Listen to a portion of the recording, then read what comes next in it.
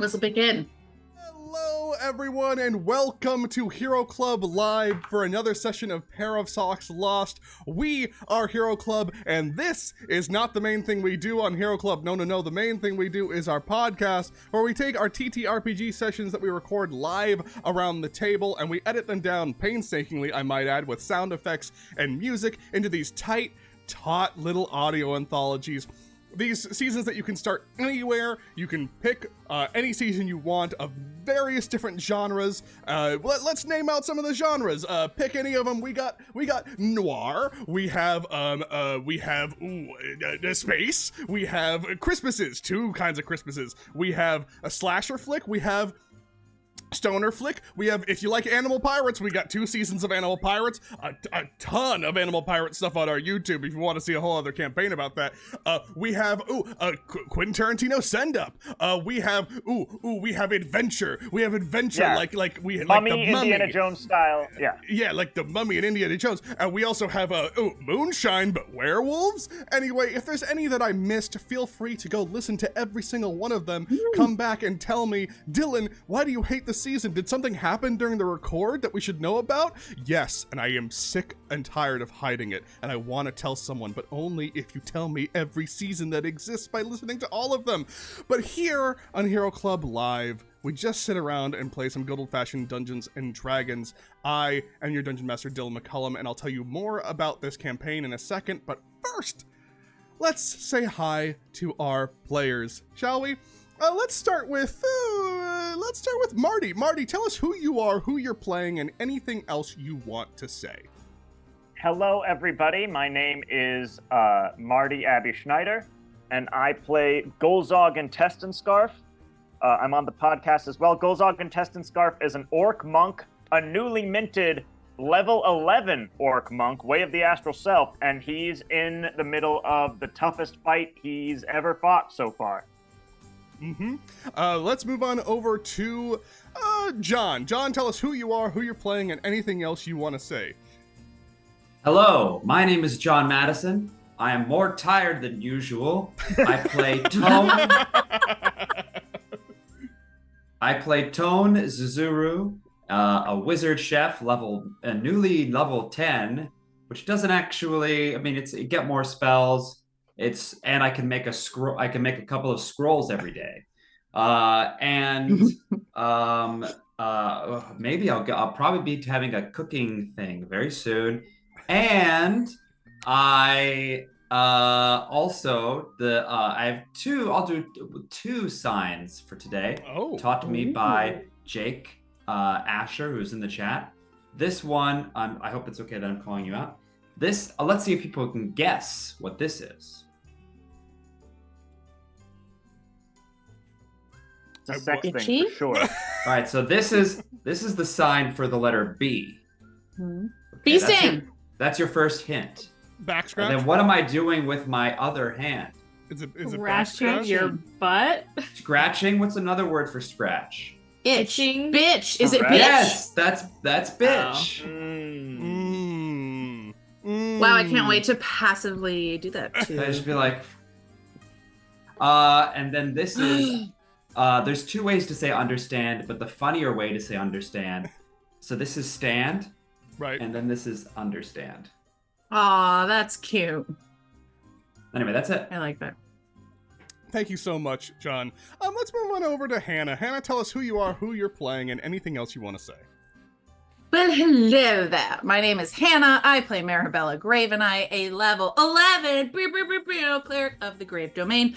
She will bury your friends. Billie Eilish wrote that song about my D&D character. Moving on, my fun fact for today is that per mouthful of food, blue whales consume 500,000 calories.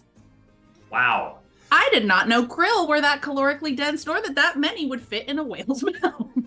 I don't know if it's their calorically dense, whale. it's just that it's that many. Which is Say again crazy. the amount. It's absolutely insane. Say again how many? 500,000 calories in one mouthful for a blue whale. Makes sense. Marty. Unsurprised. Marty hates science. I love science. I just... Believe it. He just knew that already. And last but not least, Jasmine. Jasmine, tell us who you are, who you're playing, and anything else you want to say. Hello, I'm Jasmine. I play Zara. She is now level 10. She's a doll, she's creepy, and she's a rogue fighter warlock. Yes, she is. I totally... I'll say this right now. I forgot to update that on the super chat, so when I say what the characters are, those are the wrong levels, but they're there. Anyway, I am your Dungeon Master, Dylan McCullum.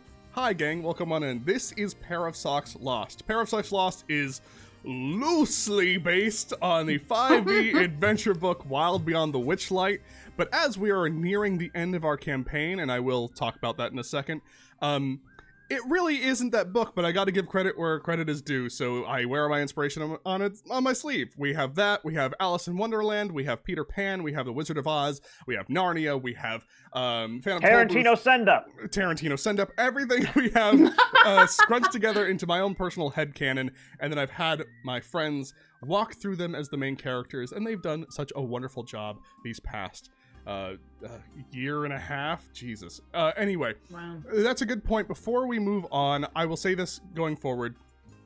We have, at least for now, unless something crazy happens, we do know what the final episode of this campaign will be, gang.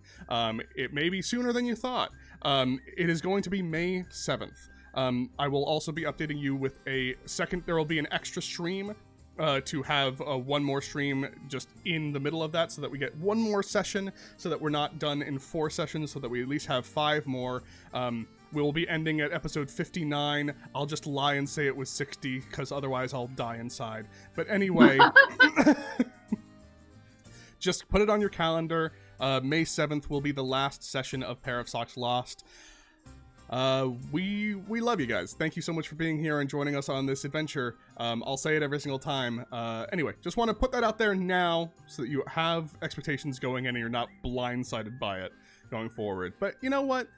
How about we get into one of the last we left off, shall we? Not a terrible idea, the after hours session where we chat about the campaign. Oh, yeah. Sure. Which will be in months after that. Okay, let's go to the recap. Last we left off, a definitive battle came to an end. At the Founders' Day masquerade, the two was finally felled.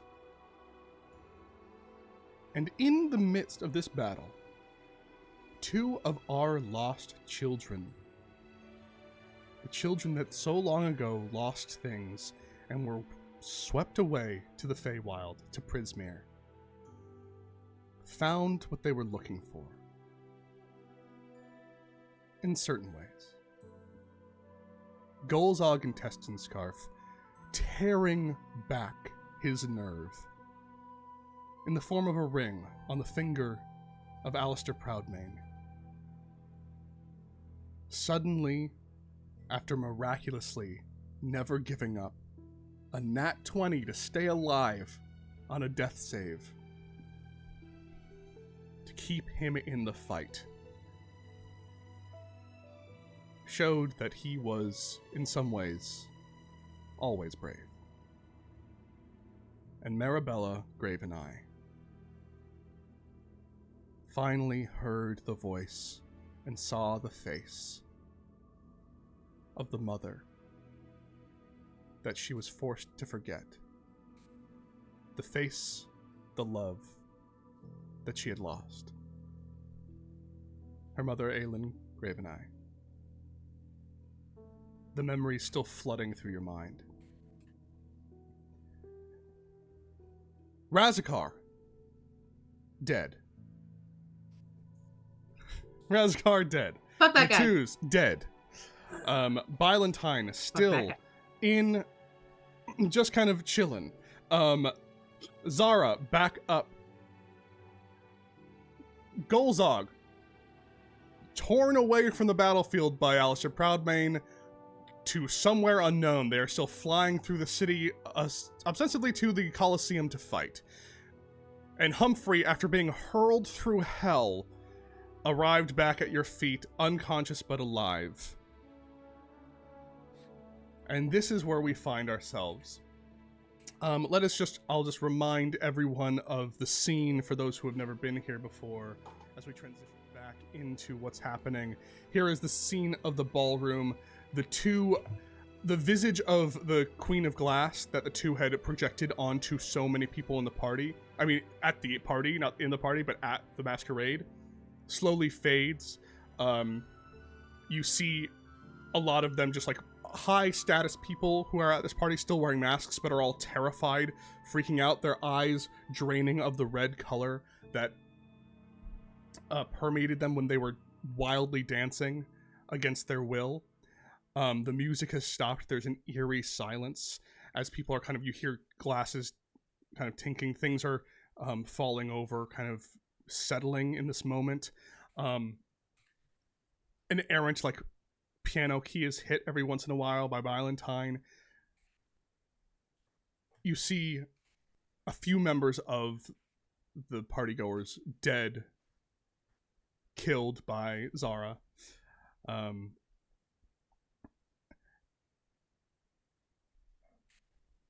Gulzog is nowhere to be seen at the moment. I believe your psychic connection is still up.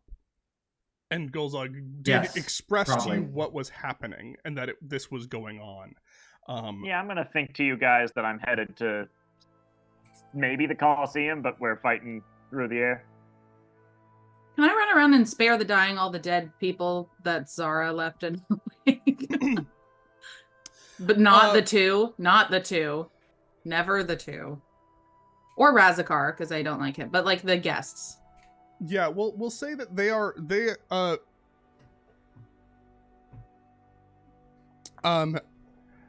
in your new form, supercharged as you are, they're still kind of, you find them clinging to life, about to die, but you're still able to just kind of reach out.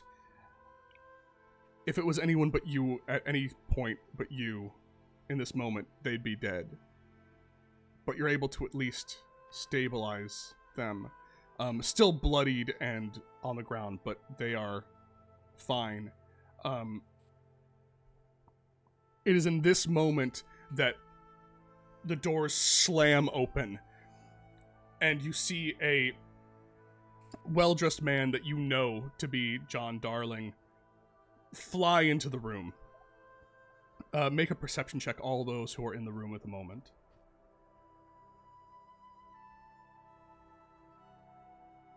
Perception.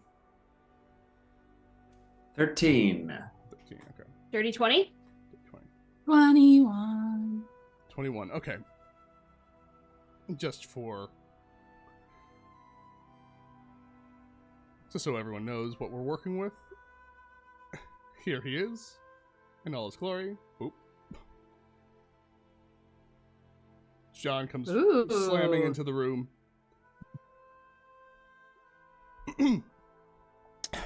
Panting, you see behind him... He looks like a sexy Clue character. Basically. You see him panting. You notice that he is, has a black eye and is bleeding from the nose.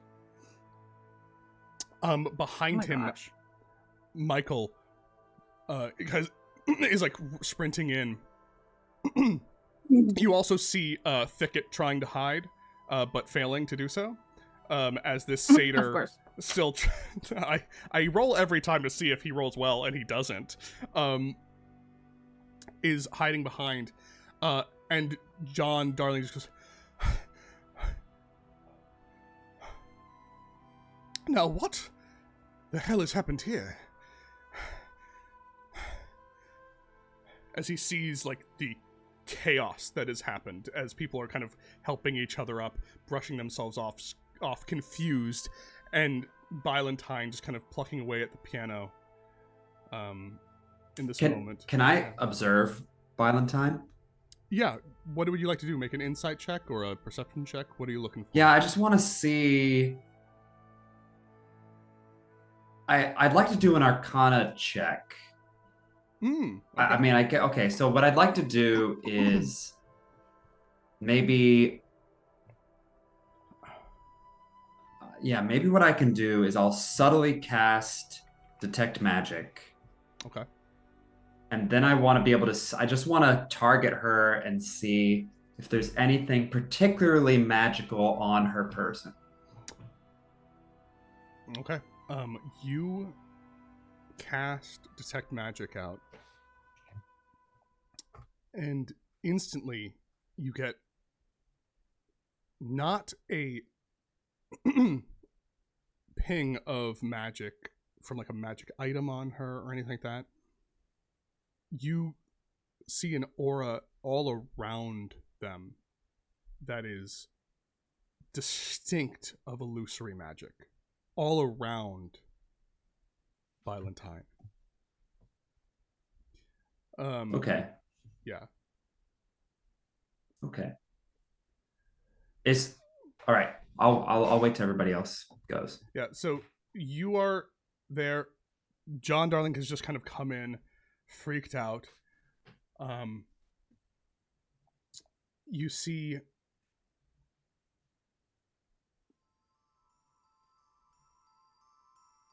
other people who have been kind of trying to run out. Both of the brothers Dumar have subtly started moving in front of the doors, kind of stopping anyone from leaving. Like, John came in, and you also saw Valentine give a look over towards the door, towards them, and you saw both of the brothers kind of swoop in towards the door. And you just hear them going like, oh, no, the party's not over. No, the party isn't over. No, there's still so much to be earned, so much to be done. That was the first act of the night. Yes, it was all an act. Yes, it was, folks, of course, what else would it be? It wasn't real. No, it wasn't real. It was all entertainment. All entertainment, wasn't it? Insight? Yeah. Can I roll an insight on Valentine? Mm-hmm. You ready I am for this so ready. number? I'm ready for this number. 32. 30.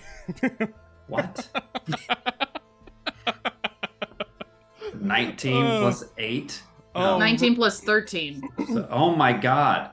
Yeah, because I took skill expert and then I picked expertise and insight, and I'm an insightful little Dwargar I girly. love you just like, Wow. I'm never gonna let Dylan lie to me ever again. I'm never gonna do it. Ever again. I'm never gonna let it happen. Ever! I'm still So Cool. you see, you get pretty quickly. They are doing their normal shtick. You know, their whole thing is they side with whoever they want. Like they're on everyone's side. Mhm. They play both sides so that they always come out on top. And so it's almost like in this moment, oh, they've clearly always been on Valentine's side, and they're kind of just doing Valentine's bidding. In that moment where you saw Valentine shift their head, they instantly were following like an unspoken order from Valentine to go in front of the door. With that high of an insight check, you can tell that what they're saying, like the way that they're acting, doesn't sound like it sounds like they're making up a bullshit story to keep them in. Like it doesn't sound like this is like, oh, there's more to come. It's just they're lying. And what are you? My insight was 16. 16. On Valentine? Mm-hmm. They seem to be the most comfortable person in the room right now. Can I roll a stealth check and see if like I can distract, like the distraction of the two twins like doing their thing? Mm-hmm. I can just like go off and hide in the shadows for a minute.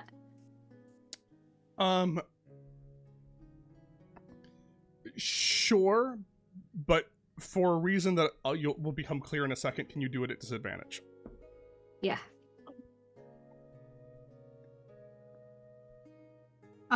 How are you health wise? How's I'm at Tomas health full wise? health because you did something. Oh yes, I did Yeah, my remember special you- little. Yeah.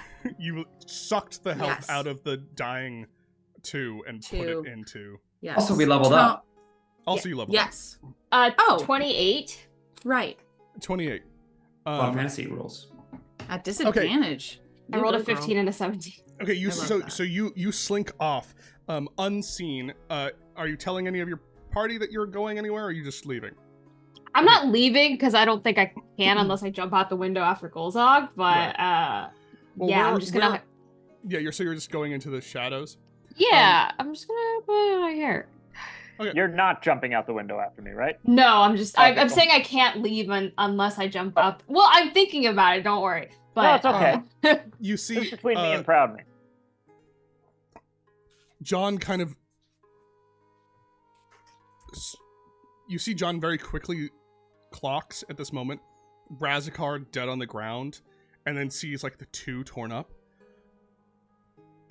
Starts limping over to you, Marabella. So, it seems things have escalated quite quickly here. Yeah. And he just goes, I think that would explain what has been happening. Michael just goes, yes, brother, I think that might explain what has gone on. Where is Zara? I need to speak with her at once.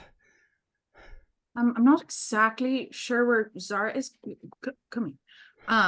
She's gonna lead John over towards. Wait, where are we right now? We're okay. Oh yeah, we're good. I will go ahead and cast 2 second-level healing words. One on Humphrey and the other one on John because he's looking pretty roughies. Yeah, okay. Humphrey will get a full 8 + 5, 8, 13 health. Okay, yep. And then John Deere will get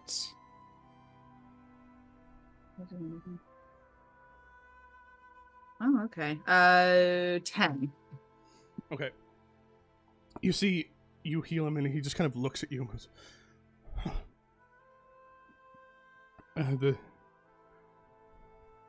takes a moment in his panic, kind of feels his limp get a little bit better, kind of wipes the blood off.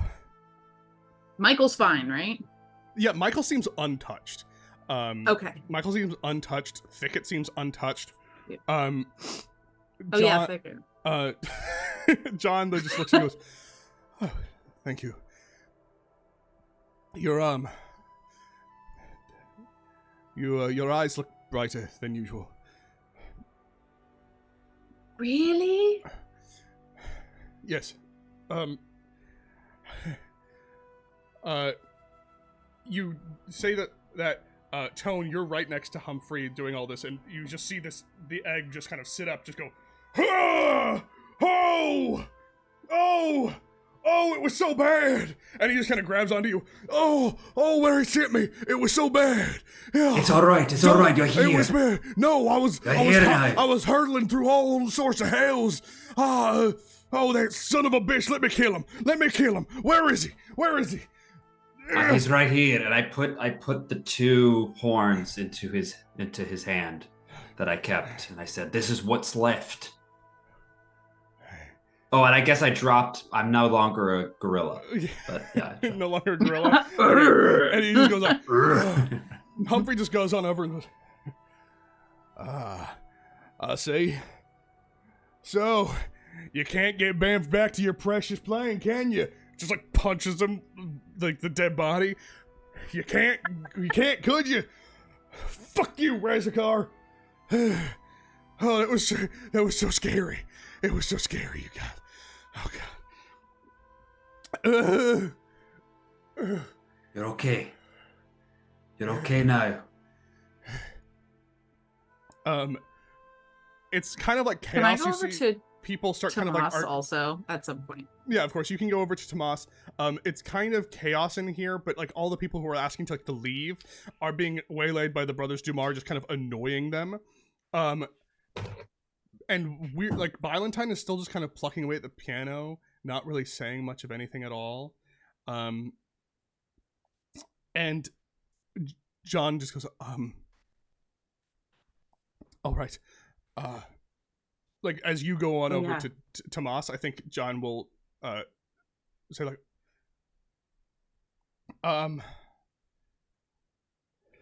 he looks over and Thicket and goes, Thicket, find her. Find her. Can I roll insight? Yeah. Mentally, I will tell Zara, hey, John wants to talk to you. Why do you want to talk to Zara, by the way? Oh, my insight's bad. 9. John just looks at you and goes,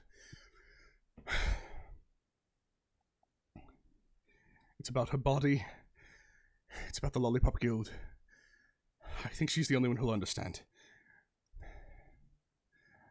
Zara just feels kind of important. It's about your body and the Lollipop Guild. Ah, god damn it. Yeah. And I'm just gonna Yeah. Do you think, oh god damn it? I think that. I'm like, I worked so hard. It was at disadvantage. I could tell him where to go if you don't want to come out into the open. Like I could tell him where to go stand over, if that's easier. Can I this is so petty. Can I sneak over to the piano and like pluck it and like just to stop Valentine from playing and then pop out again? Yeah. Okay. Yeah. Make another stealth check. Not at disadvantage. Okay. Just make a stealth check. Wow, that's bad. Use my inspiration on it.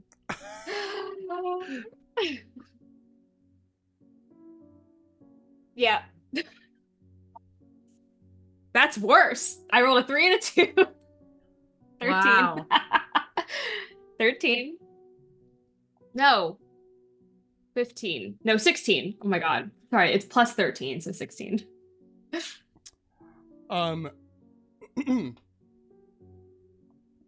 You walk on over.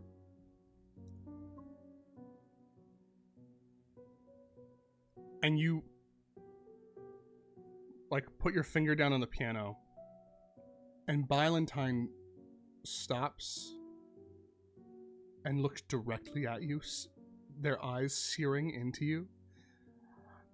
Make a charisma saving throw for me. Right. Why am I using this dice? That's bad idea. 3?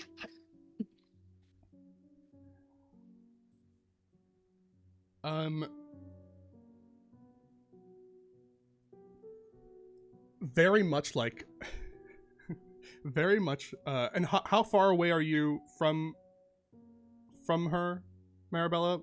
Like, are you where you are on the map, just so I know? I have no idea. I went down to Humphrey and then I was going back over to Tomas, so I would probably be like here-ish almost. Yeah, that sounds good. So what happens first is that you do feel something going on. You see in your mind's eye, very much like the photo negative Galadriel, just kind of a vision of Valentine. You would have a queen. Yeah, and just staring into you. And you just feel this wave of acceptance and this wave of desire. And then you hear Valentine in your head say, I see you have a dark passenger with you. You are a violent little delight, aren't you? You think you can just come right on up to me and nothing would happen? I admire that bravery. You are fascinating. What I wouldn't love to be inside of that head. You can feel pull to do her bidding, to do their bidding. But then there's something sharper in your mind.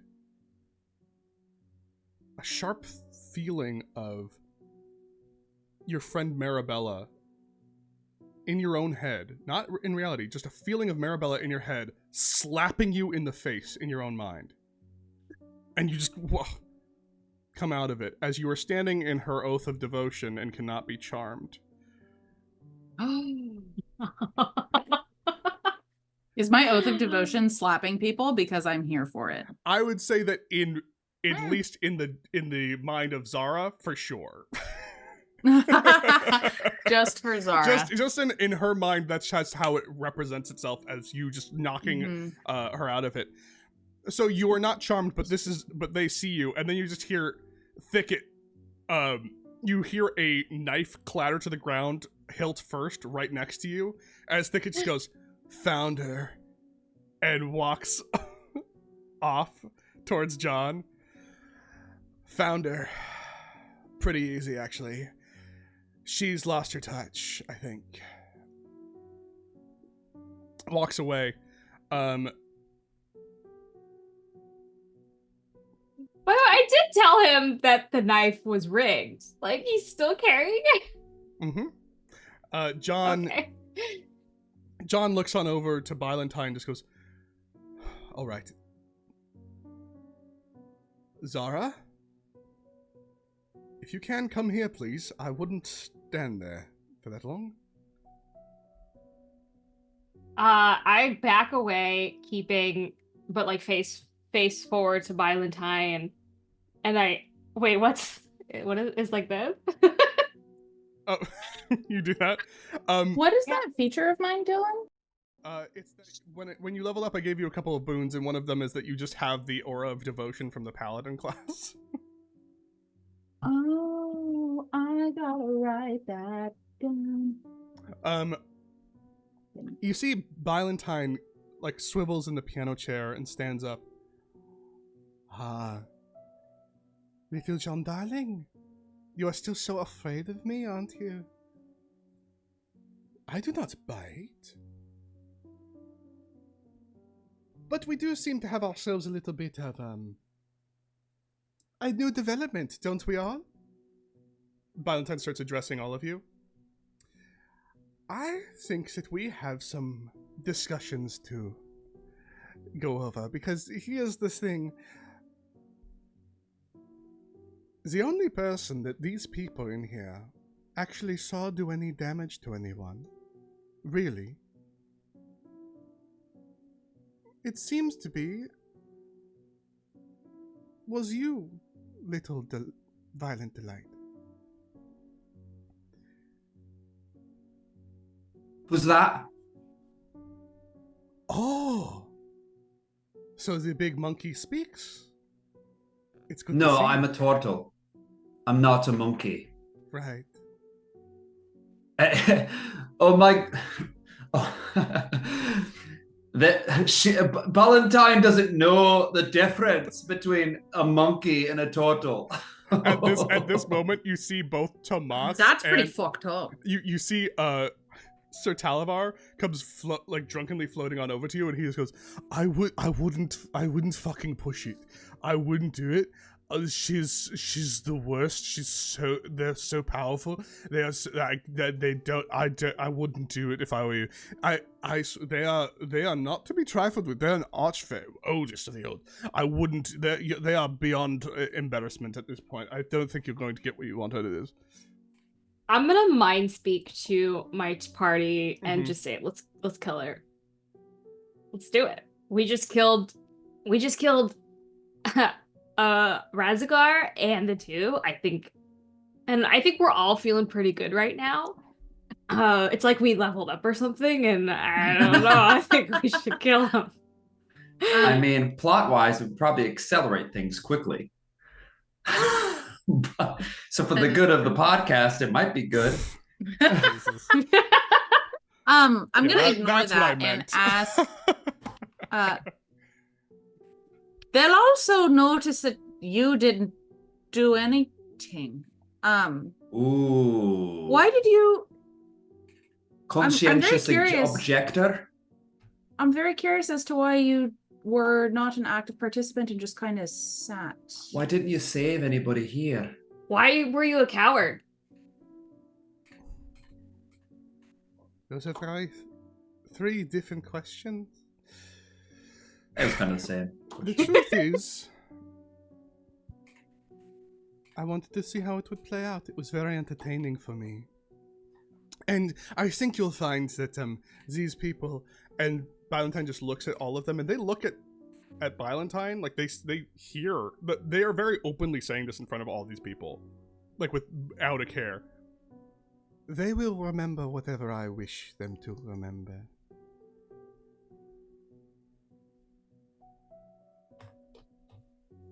And the reason Not that I anyone did who's that, within 30 feet of me. the reasons that I did not do this was that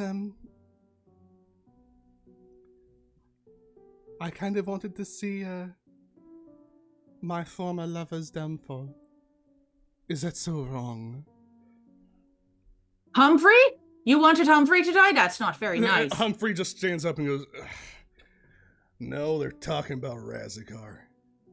Fuck you, That Valentine." makes a lot more sense. Look, I respect the level Can of I? fuck that Oh, go guy, but I don't know. What's your deal? And I would love to insight check Humphrey's Mhm. fuck you, Valentine, because I want to, like, his opinion of her is kind of the most important thing Yeah. to me right now. Insight. Go ahead with an insight check. Valentine will look 25. at you. 25. Humphrey seems like, in a world of all of these fey tricksters, maybe the most straight shooter you've met, maybe even more so than David. Like, the most, like, just has one idea, Wow. did one thing, and He's just the, like, the Ron Swanson of the Feywild City Hall. that's almost exactly it. Like, he is just really, like, he had a job, he was doing it well, he had a belief, they destroyed that belief, and now he's just like, these, like, my coworkers that I always hated, now I get to actively say this to them. Okay. When you ask, Thank what's their deal, you hear John, like, mutter under his breath, "Oh, we do not have time for this, we do not have time for this, we do not have time for this." As Valentine's, "Oh, my deal is quite simple, really. I just want to be impressed. I just want something to feel. That's all. You have all come very close to impressing me, but still, after all these years, everything is just so mundane. I miss when my whole world wasn't in this little gilded cage." Then leave. In a very dark voice. Once again, the Galadriel. "I cannot leave. None of us can. And it tries my patience." What if we could make it so you could leave?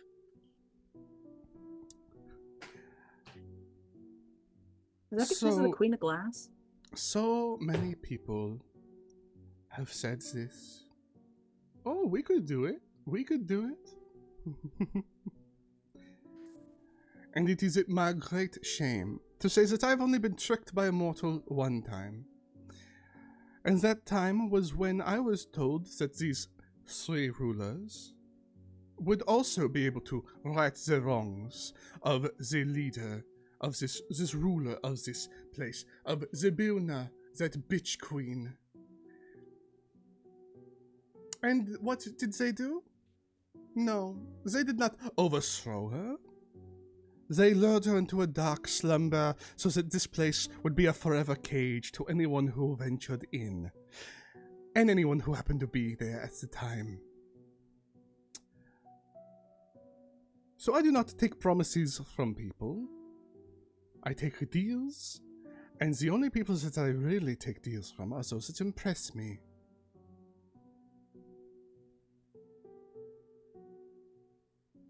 And then she goes, like your friend out there. He's very impressive. As we smash cut to outside in the air, flying towards... Once again, flying towards, screaming at each other. Alistair Proudmane, this lion, kicking off the air as his means of flight, as you, Gulzog, are just flying with him in lockstep, almost looking at each other in a mid-race towards this giant coliseum that you've seen many times before. You start to see fireworks in the air near you, and then you start to see up in the air, like, while you're streaming through the clouds, you start to see writing form. Very difficult for you to read close by, but you start to see, essentially, make an Arcana check as you're flying up there.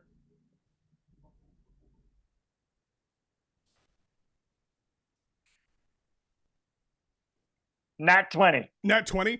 Okay, you know what this is because you've talked about this plan with your friends for so long. You're like, they've talked about it like, oh yeah, and we'll do like a skywrite at some point to talk about David's. We'll put like David's up in the sky. We'll do a skywrite. And you've asked no more than 100 times every time that they talk about what is skywrite again. You've asked every time. And in this moment, you are very certain that this is what skywrite is.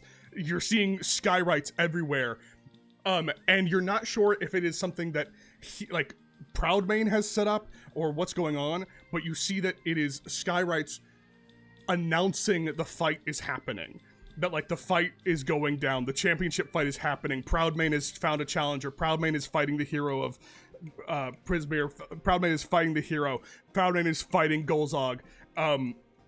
It's going down as you guys are just like screaming at each other. Oh man, like, we're in it now, huh? Yeah, we're in it now. Do you think you can handle the heat, little one? You think you can handle the heat, little guy? Can you? And can I kick him into an oncoming firework? Make an attack -5. Because this is okay. This is like a called shot directional kick. All right, so this is actions. I'm gonna say that this is a regular unarmed strike. I'm not using it's a regular unarmed strike. -5. The -5 is really just to see if a firework happens at the exact time it goes down. 21. 21. Right now in this form, you do see he gets kicked right into an oncoming firework. Takes some damage from that. Not as much as you think. It's just kind of like a fun firework, but he just like shrugs it up. Yeah. And then as he's running, and he's going to attempt to throw you into an oncoming firework. Can I get a strength save from you? Okay. Like he's gonna like rush back, leap, grab you, and try to hurl you into an oncoming firework. 19. 19 is a failure. I'm gonna see if the timing works out that he throws you into a firework. He doesn't, but he does throw you further into the air, near missing a firework, as you guys are running towards this place. You're the one who's scared. You're the one who's afraid. That's the thing about me, Proudmane. I'm always afraid. No. You see him as he's running.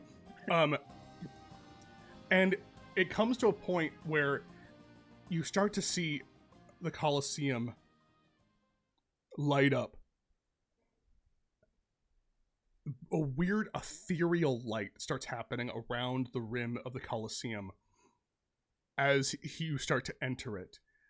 It's stark, it's cold, it's dark, but the arena itself lights up. No one is in the stands. No one is there to witness this, even though with all the skywriting. But you start to see these statues at the top of the arena, all depicting different warriors. Their staves, their weapons, their shields all light up with this like ethereal blue light. And then you start to see a miraculous sight to you. as you kind of see him descend into the Colosseum, you see yourself depicted in the clouds, in the sky. As for some reason, somehow, you are being projected into the sky. Like away above the city. So not like Mufasa style, where it's like made of clouds. We're not made of clouds. It is like a weird, illusory image that is depicting your every move. Like the clouds of the screen. Exactly. The clouds of the screen. As you move into this space, let me put you on the map. Fucking sick. As you enter the arena. Oh, that is so... Dylan, how'd you find this? Chepaku. Guys, can you see this on the Roll20 also? This looks awesome. Yeah. This is really cool. As it kind of lands...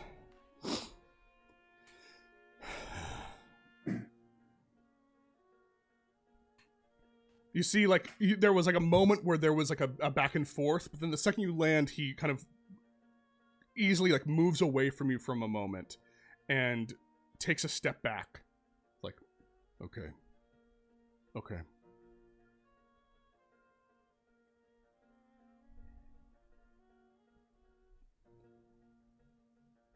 Here's the deal, Gulzog.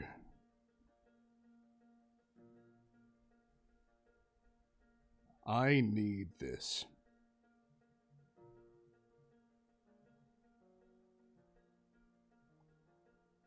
Is there more to that? Am not a coward. And I'm not going back. And you will not make a coward of me. Do you understand? Proudmane? The only person who can make a coward of someone is themselves. And I stopped making a coward of myself a couple minutes ago. So, you can stop being a coward anytime you want, bud. So are we doing this, or are we just gonna talk? Make a persuasion check.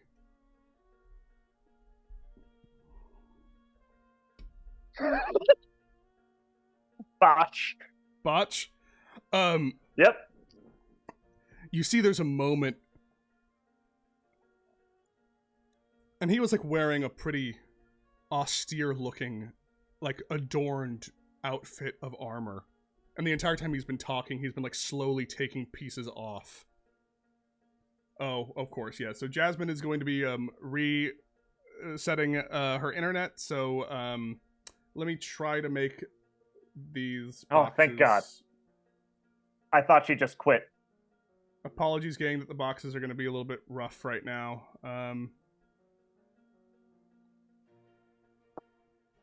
Well, Marty and I look great. You two don't. Yeah. We may just have to let that be the case for a while. Sorry, Yeah, gang. she's gonna be back right in a second, so. Yes. Okay. I'm fine. Good. So you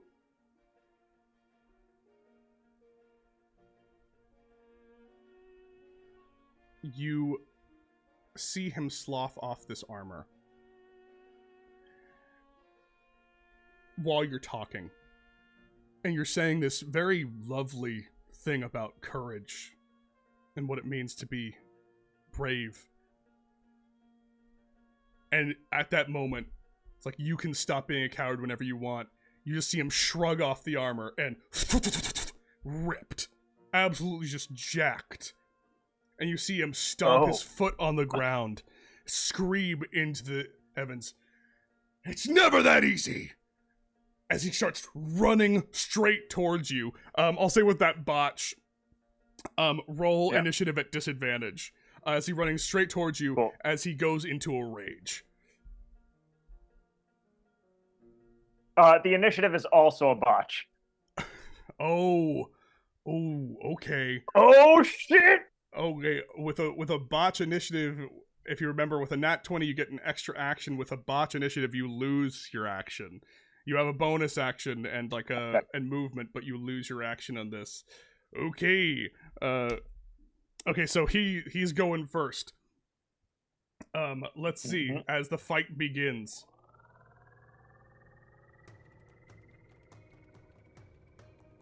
So, he goes screaming towards you. And while he does, he hurls off, once again, these like punches that are rocketing towards you from his fists, almost like these air cannons. He punches the air as he runs towards you. Once again, you've experienced this before, but as he punches the air, these blasts feel heavy with an impact that was not there at the party a second ago. The first one, though. What kind of energy are these blasts? These blasts seem to be force damage. Okay. The first one, though, goes sailing wildly as he's punching, just absolutely, he is enraged, just punching hard, sails wildly towards you. The second one, oh my god. He is rolling with advantage and is for sure not going to hit you. Does a 17 hit? 17 meets. 17 meets. Okay, he does hit you this one time. He how many attacks is he taking? There's gonna be 3. Okay.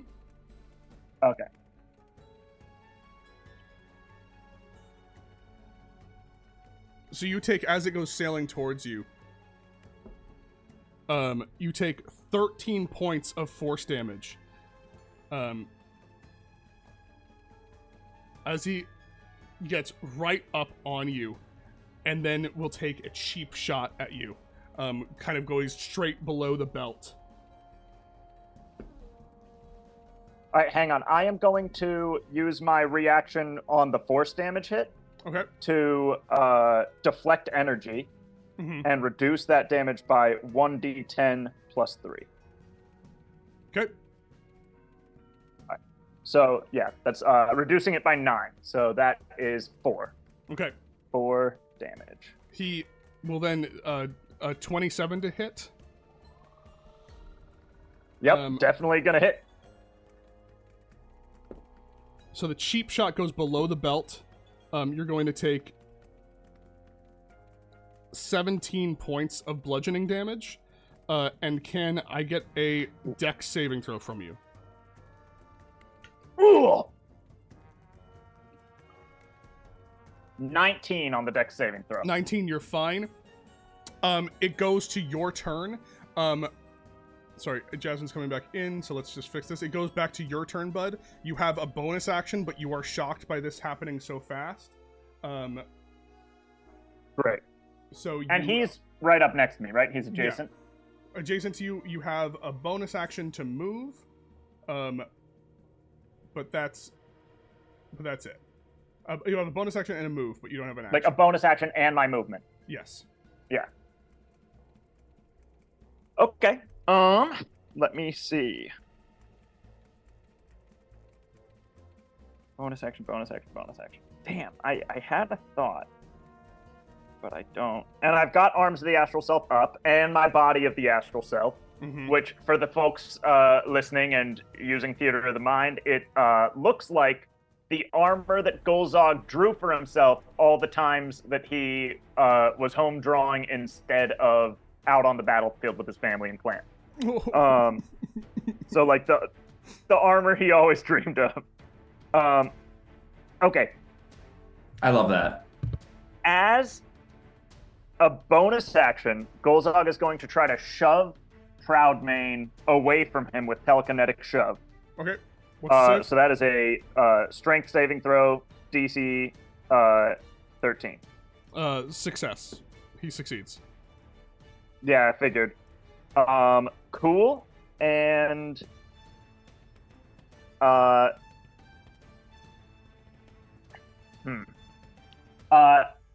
here's a. Oh fuck! No, I just used it. Never mind.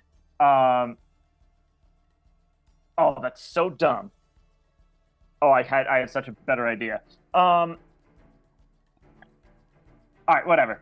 And Gulzog is going to move just around to the other side of Proudmane. Mm-hmm. And that'll be it. Okay. You swing around to the other side. Kind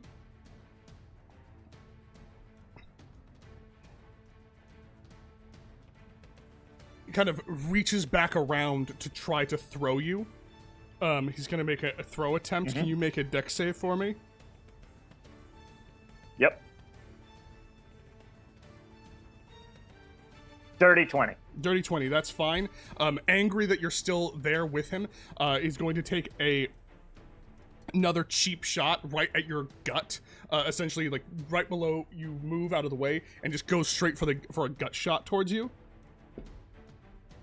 Mm-hmm. That's going to be a 27 to hit. That is going to hit, and I am going to use my... This is just his regular fist, right? Yeah. I am going to use my gift of the metallic dragon. Mm-hmm. Actually, you know what? No, yeah, I'm using my gift of the metallic dragon. No, gift of the gem dragon. So I am going to telekinetic reprisal. He has to make a strength saving throw after I take this damage. That is a 25. Damage? No, on the strength saving throw. Oh, yeah, but he succeeds. But you do take 16 points of bludgeoning damage, and I need another dex save for you. Yes. Excuse me. Dex save, you said? Mm-hmm. And how much damage? 16.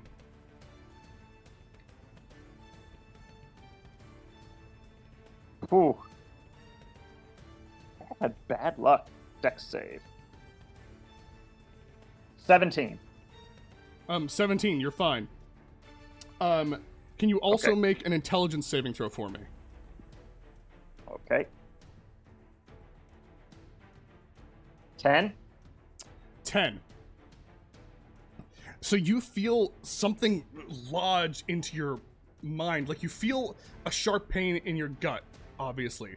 But then you feel something kind of like that feeling of when he ripped your nerve out of you.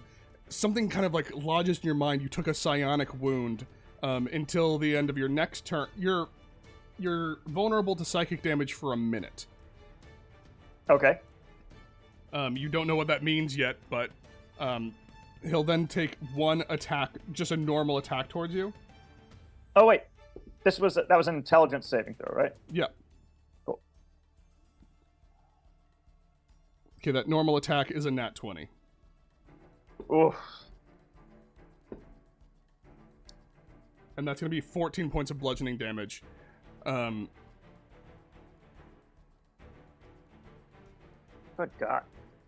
As he stands screaming at you face to face. It is now your turn.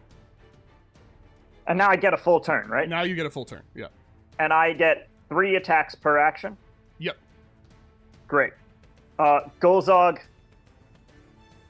is going to say the classic line, "My turn," and punch Proudmane with his Arms of the Astral Self once. That's going to be a 24 to hit. 24 hits. All right, that's going to be 8 damage. And these are repelling blasts, so he goes back 10 feet. Yeah. And Gulzog advances just 5 feet forward with every punch because he has a 10-foot reach with the fist. So punches twice. 22 to hit. 22. You're gonna see that he throws up his arm to shield himself. Does not hit. Okay. and a third attack. Mm-hmm. That is a 26. 26 does hit. Great. And that is going to be 10 damage. 10 damage, okay. And that bonus action, flurry of blows. So that's 2 unarmed strikes as a bonus action instead of 1.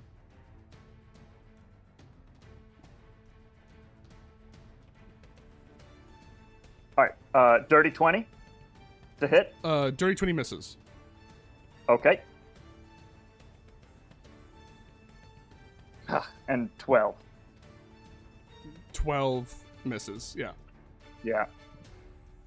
Anything else? You know what? Yeah. Key point. Patient defense. Okay, patient defense.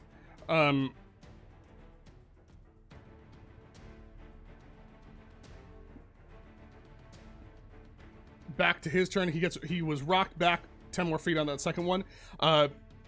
Is going to use this time to charge towards you in a powerful sprint to try to grab you and pin you on the ground. As he goes charging towards you, grabs you. Can I get a con save from you? Yes. 16 for the con save. 16. That is a failure. You are knocked prone, and you take some slam damage, as you are basically grabbed, you're basically choke slammed like the Undertaker. You're like taken up and then slammed down on the ground as he skids towards you. You take 6 points of bludgeoning damage, and now you're going to be now he's going to take 2 maul attacks at you as he kind of that wasn't an attack, right? No, that was that was just a save. These are 2 attacks though. As he just kind of goes to town on you now that you're prone. Gonna try to maul you twice with his claws. Mm-hmm. That is going to be a 27 to hit. That is going to hit, and I'm going to do telekinetic reprisal for that one. Okay. So strength save from him.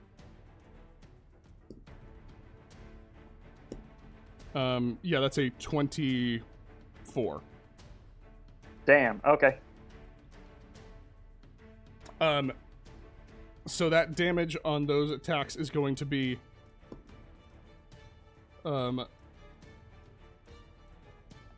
5 bludgeoning damage, and can you make an intelligence saving throw? Oh, no. Okay.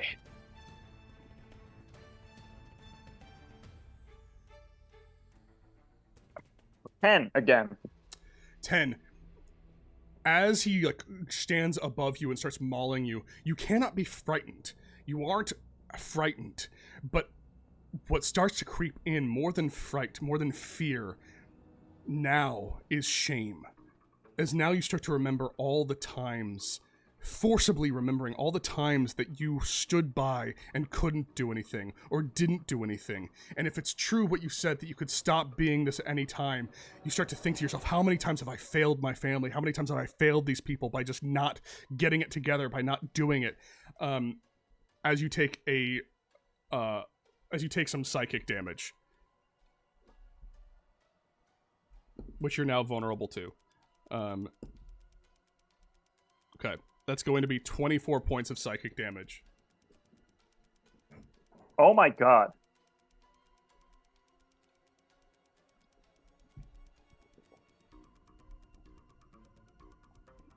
It is your turn. Okay. I'm at 5 out of 84 HP. I just got melted. I was at full health at the start of this, guys. So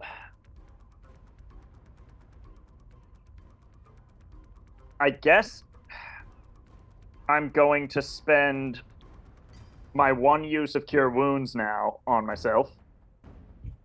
Okay. And heal myself up to. I mean, how does Alistair look? He looks fine, right? He looks okay. You know that there was. You do know, and you were told this by Tone for sure, that there was something that, like, he seemed hard to read when it came to how he was feeling or looking. It was very difficult to understand or figure out. But you've been rocking him, and he was fighting for the entire first part of the, the entire first time. Can I try? Can I? Is it going to be an action or a bonus action to try to scare him? It depends on what you do, I think. Like roar in his face. I'd do that as a bonus action, sure. Okay, Gulzog is going to roar in his face, and because of Visage of the Astral Self, I have advantage on this intimidation check. Okay. So here we go. And I stand up. I use however much of my movement I need to stand up before doing that.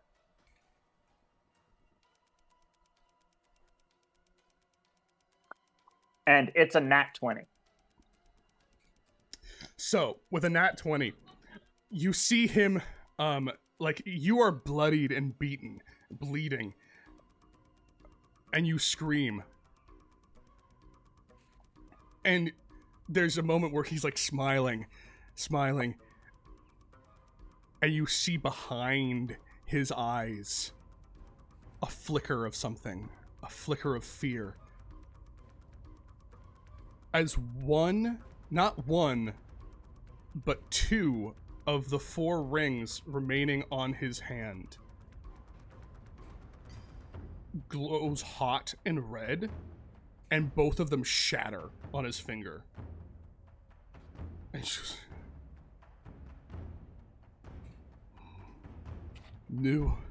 What are you... I'm not scared. I'm gonna kill you, you runt. You're worthless. You're nothing. You saw it in yourself. You saw it. Tell them. Tell everyone what you just saw. The shame that I saw in you.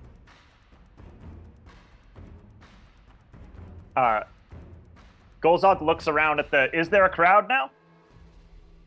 There is no crowd, but you see yourself being projected still into the clouds. It's a really great production. It's got you at all angles. You see, like, there's, like, 2 shots of you. There's, like, a wide, and then there's also, like, a punch-in on each of your faces during the... It's great production value, to be honest.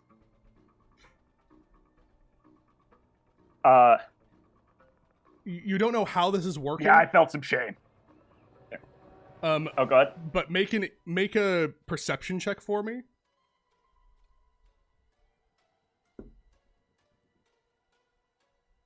Dirty 20. You hear him say, "Tell them what you saw. Tell them." And you hear it. And with that nat 20,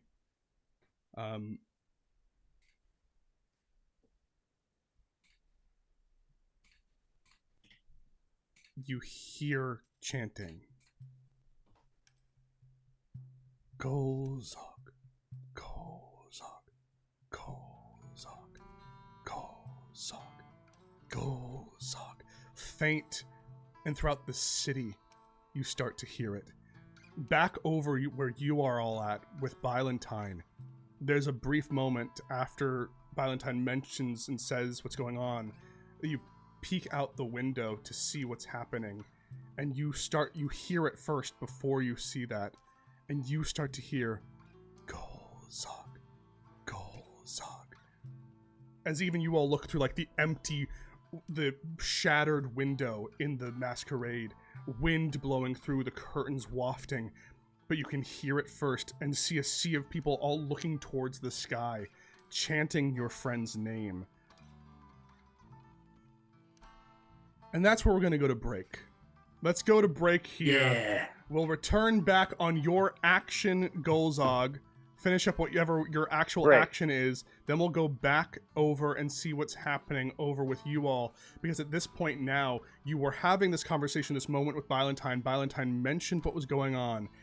And now you are almost, in some ways, enraptured, hearing your friend's name be chanted, and you're not even there. See you in a second. Get some snacks. Really sad I missed that. Stretch your legs, and we will be right back on the tails of a wild nat 20. Let's see.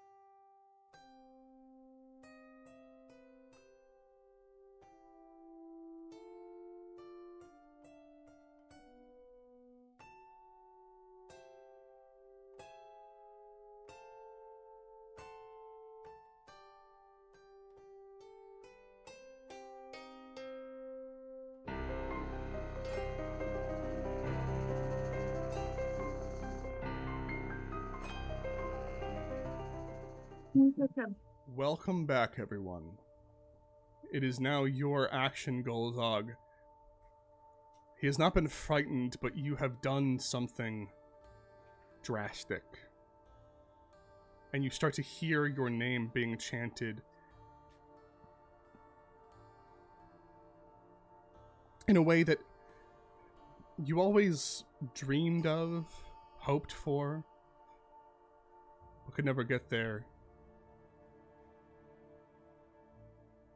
What do you do as you are on the edge of passing out? Is it a free action to talk to my friends telepathically? Within reason, yes. Yeah. Hey guys, I'm not doing so hot, but I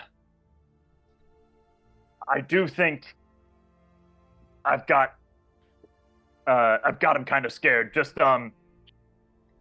maybe try to get here so that if he does knock me out, you can stop him from killing me.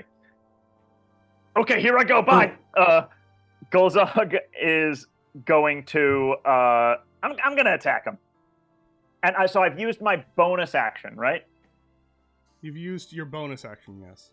Or wait, did I? I mean, I screamed at him for. You said that was a bonus action.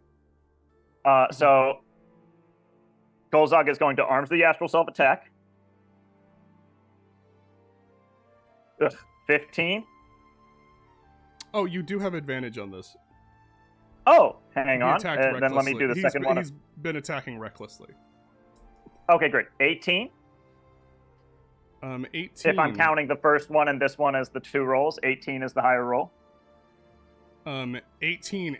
He will put up his shield, so that misses. Okay, great. Second attack is going to be 23. 23 hits. And I'm going to use my Empowered Arms feature here. So that's going to be 10 damage, but on top of that, I'm going to do an extra d8 damage. That's overall, that is 14 damage. 10 plus 14 4. damage. Okay, 14 damage. And As you then rock third him and attack. I assume push him so by back the way, somewhere? so yes, I push him back in a straight line. 10 Okay. feet in a straight line. Once again, just rocking back. And then, would he not go further than that? He Is that would, not but five? he would, Marty. He would, but just what do you Okay, do? cool. Gulzog closes in close enough to still attack, so 10 feet for Gulzog, and then last attack. At advantage. Yeah, add. Oh yeah, thank you. So that's 23. 23 to hits. Is And- Gulzog still blessed? I should no, be. I don't think so because bless is a minute would have gone by. Proximity thing. Oh, Oh, yeah, okay, yeah. Yeah. But Marty, the damage that your fists do, is that force? It is force. Yes. Good. And then, hang on. What did I just roll? I rolled, 23. To hit. Yep. So that is going to be 11 force damage, and then I'm going to add a key point, stunning strike, please. Okay.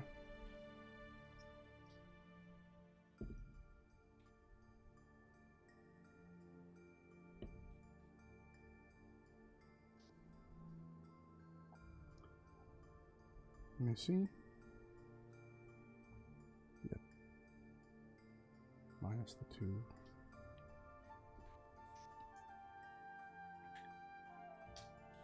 That is altogether a 10. A 10. He rolled the 10? He rolled a 10. Oh! Pretty sure that's a fail. Let me double check. I'm pretty sure it's a Yeah.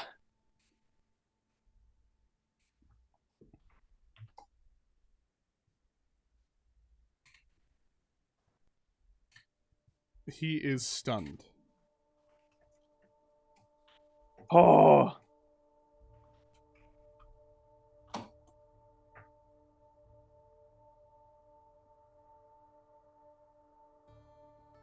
You've punched him.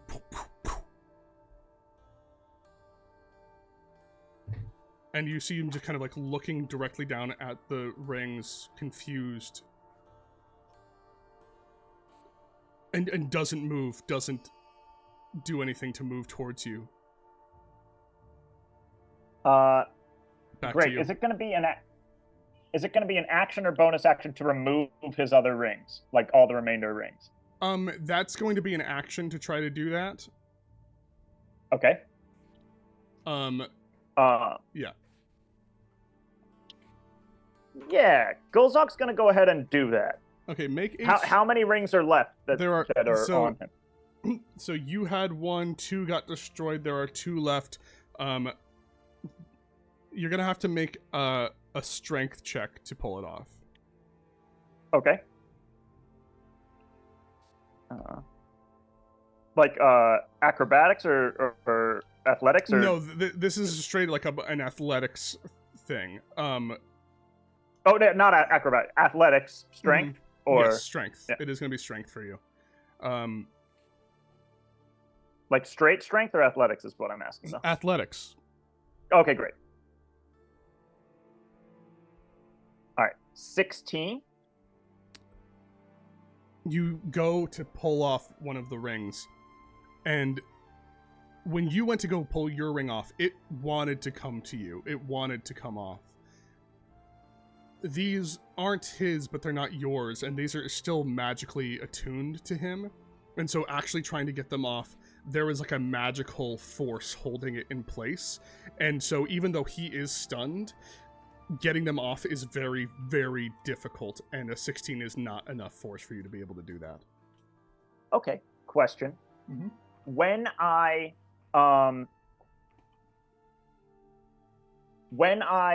did my leveled up and I got a lot of stuff back, did I get my Griselda inspiration back? No, that's a daily thing. Okay, cool. Figured. Cool. I am going to... Casting time for Cure Wounds is an action, right? Yep. And I've used the bonus action to scare him. Did I stand up this turn? You stand. I think you stood up last turn. You stood up last turn. Okay, cool. So Gulzog is gonna go ahead and...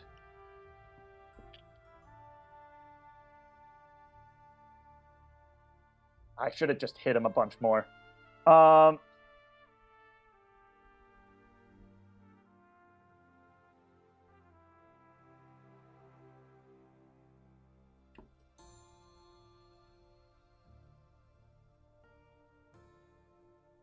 Yeah, Gulzog is going to move his full movement over to here.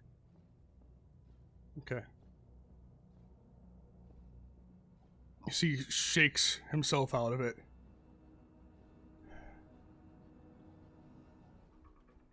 And starts screaming at you. Show them. You coward, show them what I saw. Tell them what you were, what you are. We're nothing alike, we're nothing! And he starts hurling once again his fists towards you. As he goes running enraged towards you.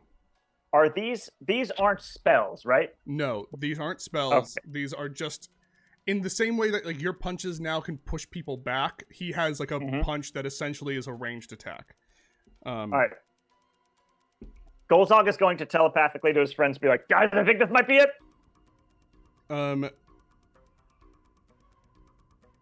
The first one goes wide, as I believe a 15 doesn't hit you, right? Does not hit me. Okay. Oh, come on, come on. Heart of the cards.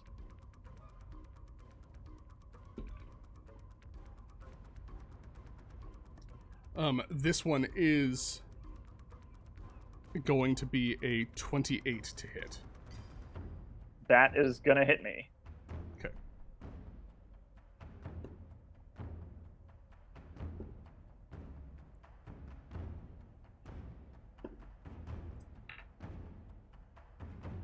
That's going to be a... Sorry. That's going to be, 11 points of force damage. Cool. Hang on. Gulzog is going to use his reaction to deflect it. Okay. 1d10 plus 3. Come on, baby. 6. So that is still... So you How deflect much? 9 points of damage, right? 1d6 plus... Oh, plus 3, yes. So I deflect 9, so that is... How much now? 11 minus that, 2. Okay, you 2 only take 2 damage. points of damage. I am down and to 3 HP. You see him, though something about his gait has slowed. He doesn't make it all the way to you, and another attack hasn't happened. And it is now your turn. Okay. Gulzog is going to use an action to heal himself with Cure Wounds. Okay. So, hang on. Cure Wounds is...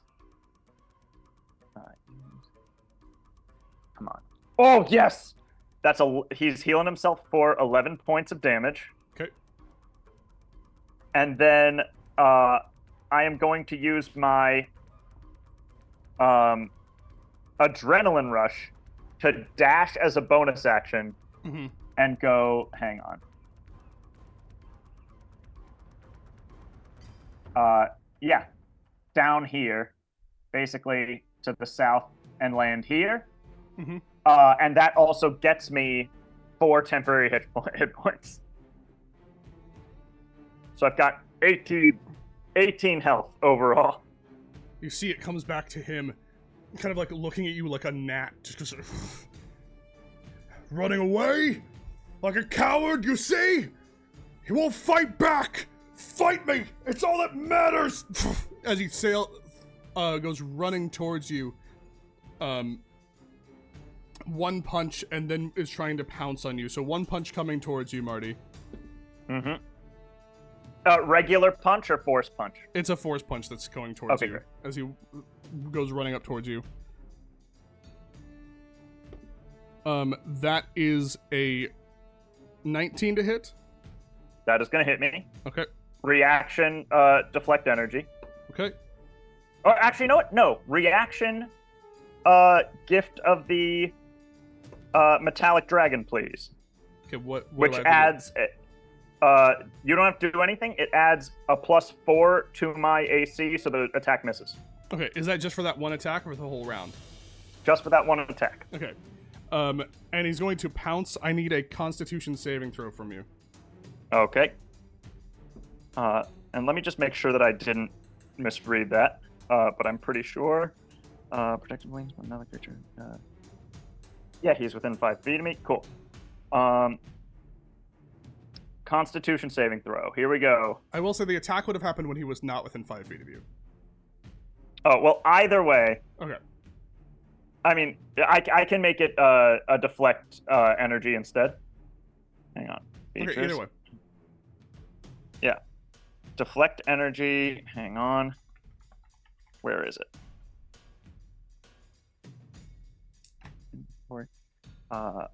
Sorry.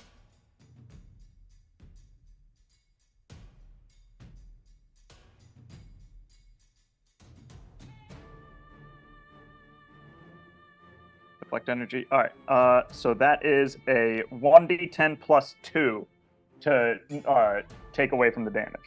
So that is 5 damage is what it is reduced by. Okay. So how much damage I take? Let me roll it up. Yeah. Okay, it's going to be 9 points of Cool. force damage, and I need you to make a Constitution saving throw. All right, cool. 21 con saving throw. Okay, 21 con save. You do not get pinned down, but he is on top of you. It is now your turn again. Great. First thing Gulzog's going to do is move around to this other side of him. And then hit him once. Are these still with advantage? These are, yes.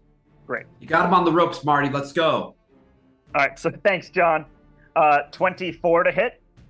24 hits. All I right. say in my head. To Who's Marty? All right, so that's 8 force damage, and he's blown back 10 feet. Mm-hmm. When he runs out a runway, does it do any extra damage to hit him into the wall? No. Oh, okay. Then another. Oh, and you know what? That's gonna be key point stunning strike. Okay. Yeah, sure. Key point stunning strike. Okay, that's a dirty 20. So I believe Okay, he great. succeeds. He succeeds. That's gonna be another Arms the Astral Self attack. Hang on. At advantage. 22. 22 hits. All right. That is going to be 9 force damage, and then Empowered Arms for another D8. That's going to be another 8 force damage. 9 force damage, then 8 force damage. Mm-hmm. Third attack.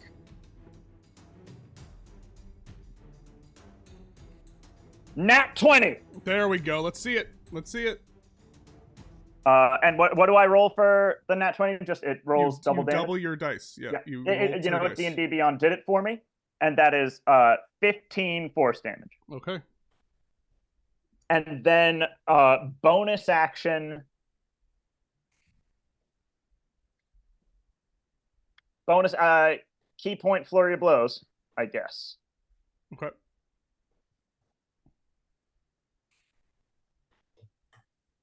All right, hang on. So that's 22. 22 hits. And the second one is, hang on.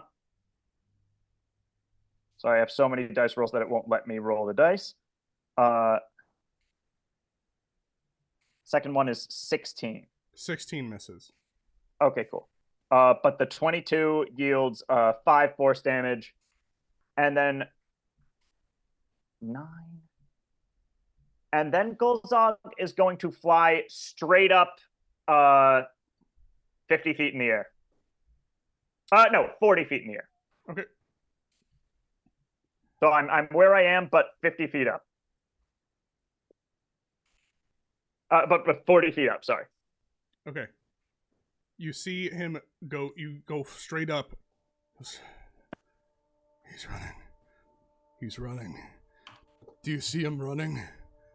Does everyone see it? He runs. He's no hero.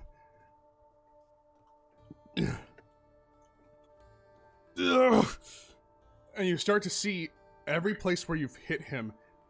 One of the things that I've said before and what you've seen is that everything about him, you barely see any damage ever scratched on him. Every time you punch, you hit an impact, but you feel like something feels like weird every time you do it. And he starts like glowing this yellow energy that then explodes out of him as he's going to release kinetic energy. Oh no. I need you to make a dex save for me.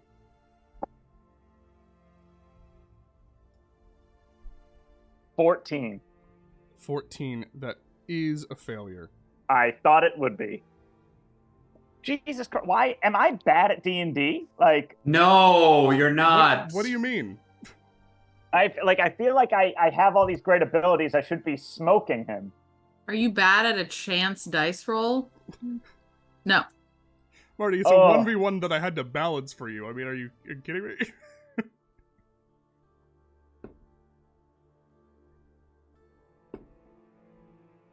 It's so tough.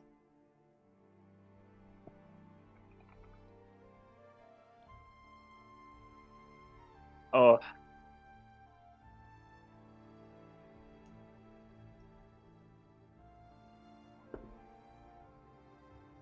Oh, this is such a bummer. And you hit. How many of your attacks did you hit with this last time? I It was hit five, with 4 attacks. 4 attacks, I yeah, okay. 4 out of 5. Yeah. Yep. Oh no! So he's doing them back to me. It's not the reversal mirror image damage like I said before. It's just every time he got hit, he got added a die to this attack. Yeah. Oh.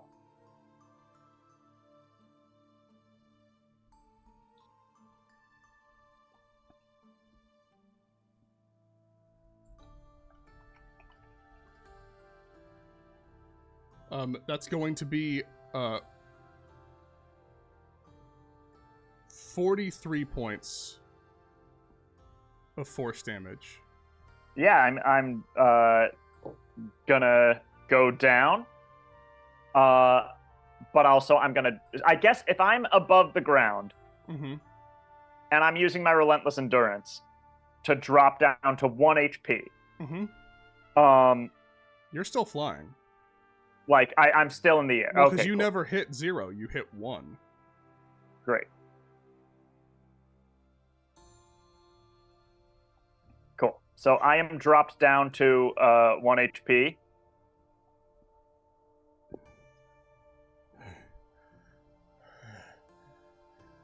You see him stare up at you.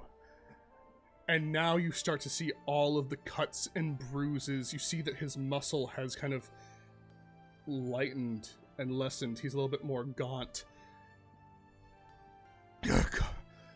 Come on. Come on, hero. Be brave. Do it! As his turn is over. Gulzog is going to fly down and like superhero style fly into him and spear him into the wall if possible. I don't know what that counts as an attacker. Make an attack if you want. If you're trying to do damage, make an attack. Great. And I'll say that this is it's still force. What the hell? Arms of the astral self. Dirty 20. Dirty 20, he will hold his arms up to shield himself, and it will not hit. Great. Another one, arms of the astral self. Mm-hmm. Is this still with advantage or no? No, there's no advantage on this Okay, one. great. 23. 23 hits. That's going to be 6 force damage, and I'm going to add the empowered arms. Okay. That's another 6 force damage. Okay. Let's do another arms the astral self. 17. 17 misses. And one more. 21. 21 hits. Key point stunning strike. Roll damage. All right, hang on. Firm.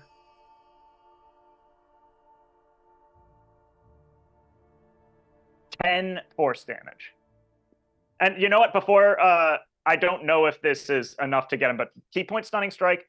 And from here on out, I want all my attacks to be to incapacitate and not kill.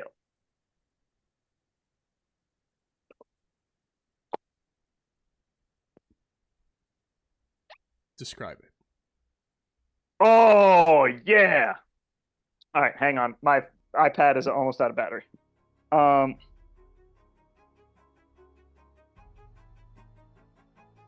Gulzog slams into Proudmane, sort of like Dragon Ball Z style, into the craters the wall of the Colosseum, and just first attack is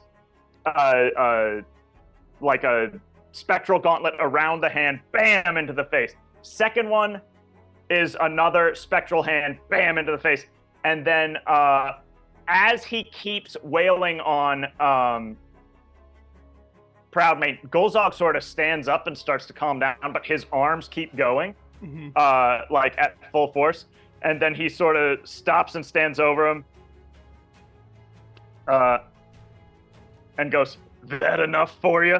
And then one last spectral arm punches his lights out. You stand there, and you start to hear the chants get louder and louder. Go, Zog, go, Zog, go, Zog, go, Zog. As both the other two rings on his hand shatter. He passes out, Awesome. and on the final hit, you see fear in his eyes right before lights out. As you stand up triumphant at 1 HP once again. We cut back on over to the other party.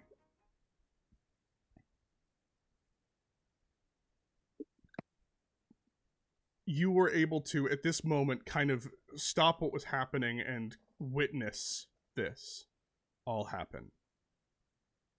In the clouds, you were able to see your friend Gulzog's victory. You hear the chants down below.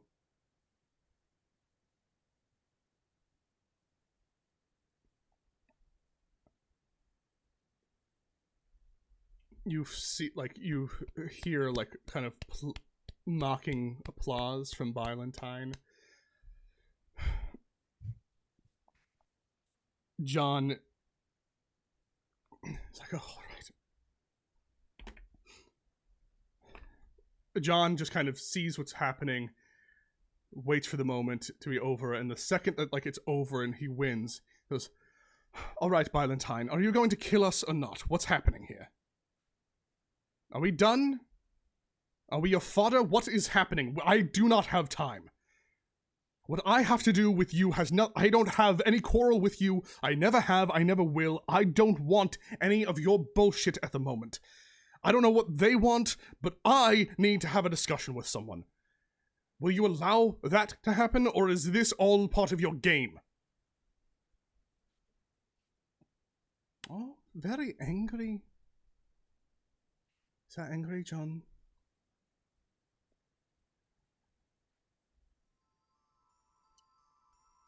What do you all want from me? You see, the thing is that I just want to be entertained. That was entertaining in its own right. It's very impressive, but I just want to be impressed. Is that so much to ask? What would impress you? What would surprise you?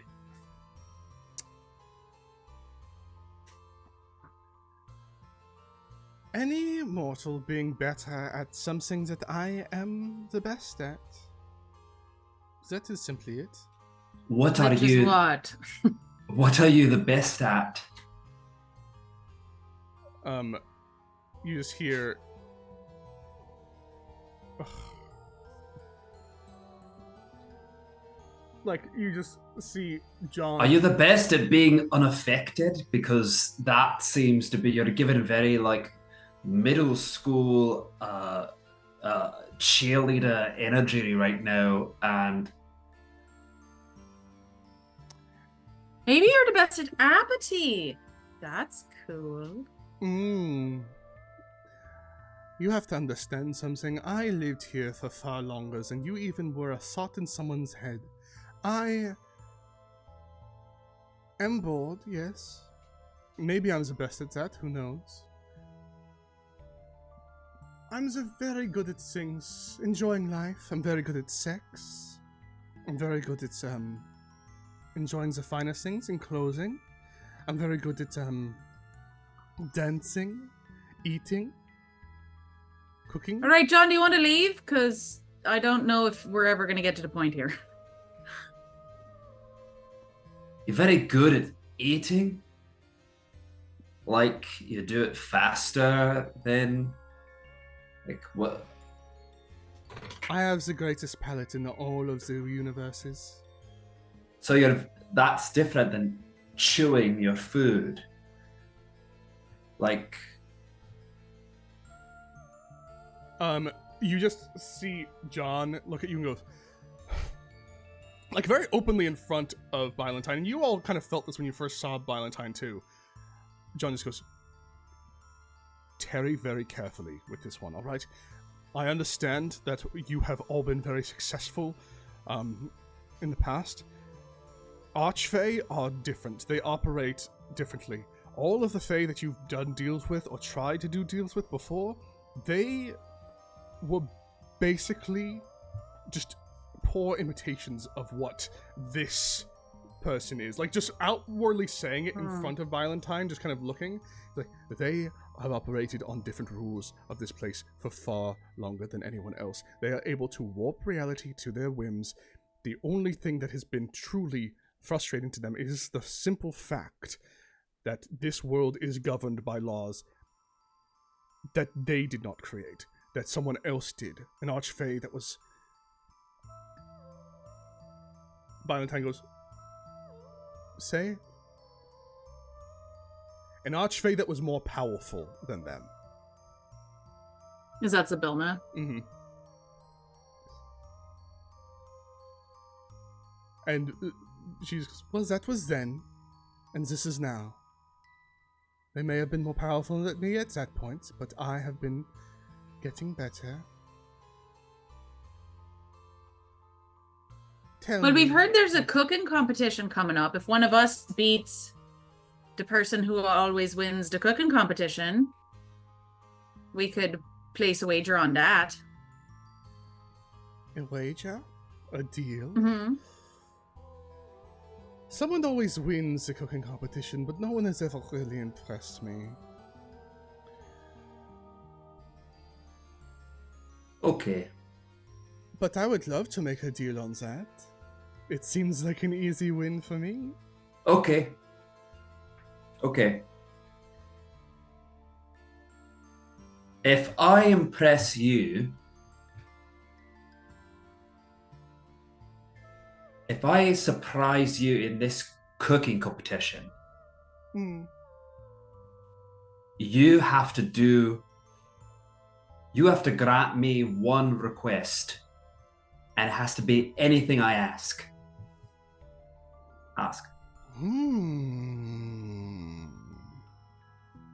And if I lose, I'll be in your servitude forever.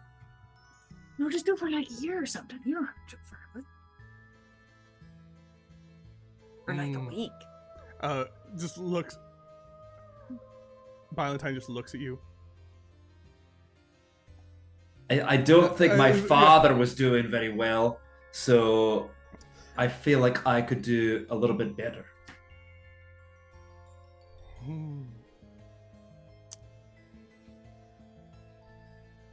It has been quite a long time since someone has so brazenly offered me their life in servitude. People have gotten so boring here as they try to word their deals so carefully. I like it so much. Boys, and Valentine points to the brothers Sumar. We shall not announce the deaths of the rest of the council and the founders quite yet. Everything shall go as planned.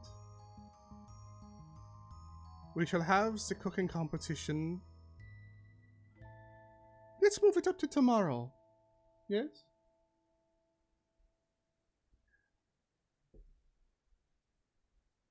If you do not do this, if you do not impress me, I will have to take the side of the Queen of Glass, as I only side with winners.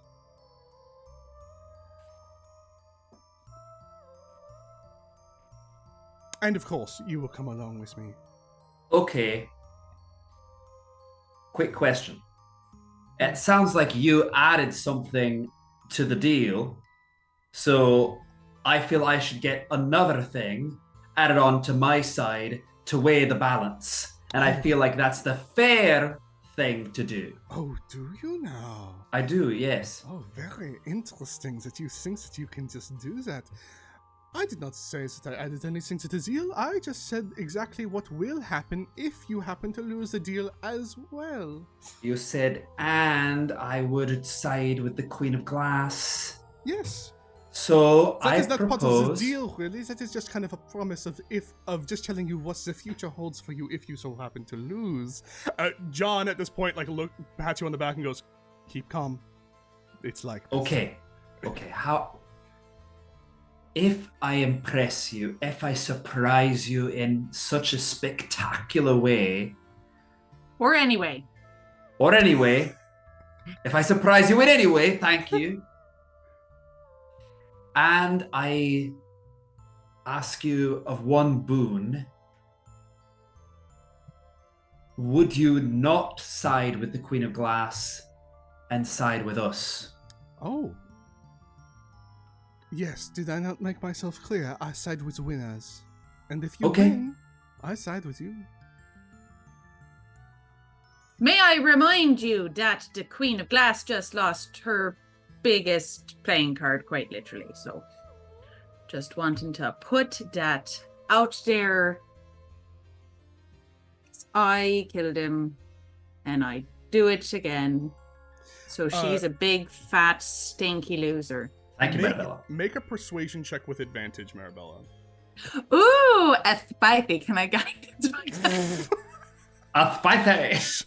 I want to take you away from you because of what you just did, but sure, go ahead. Go right on ahead. I think it's Crazy. double Okay. advantage for it. You crazy Persuasion? person. Yes, persuasion. Okay, I'm making sure it's +0. Okay. Ooh. Okay. 21. You see, Bylantine seems to like you. Like, Bylantine seems to like whatever is happening with what's going on with you. Okay. And Bylantine just goes, "You make a very good point. The Queen of Glass has suffered a stunning loss. But of course, that was not really the Queen of Glass herself, and there is still the threat of a detonation somewhere in the city, is there not? Wasn't that really a most powerful playing card that is yet to be played?" No, it was her spy assassin that's dead. Okay, darling. And people don't know. Wait, no. What am I saying? My brain stopped. You see, there's a moment though in this moment, you see Humphrey goes, "You fucking knew. Of course you fucking knew. You knew she was gonna send this place down? Humphrey, you simple fucking idiot. Of course I knew. I know everything that goes on." Don't like that she's messing with her boy Humphrey. John just goes, All right. This is all kinds of fucked, actually. Are we done? Is the deal done? Is everyone able to leave this place? We have a deal if you have a deal, young chef. It sounds like a deal to me. You see, like just flying over to you, Zara is a super drunk. So Talavar just goes, "Oh man, a deal of that size, I'm so jealous. A deal like that, a Fae would only dream of a deal like that. That sucks so bad. Why won't you all ever do deals like that with me? It's Because you're not powerful enough. Oh! No one wants a favor from you, Talavar.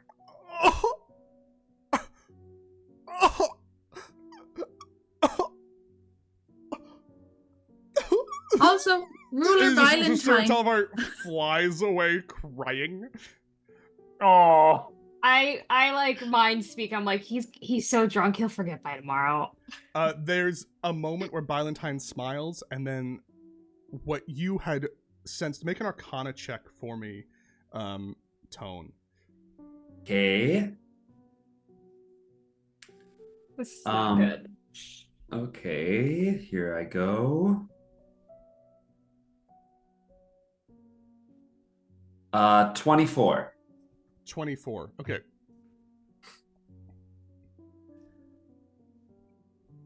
Valentine disappears, vanishes entirely, and you remember once you kind of like think about the spell itself and what you saw with the illusion.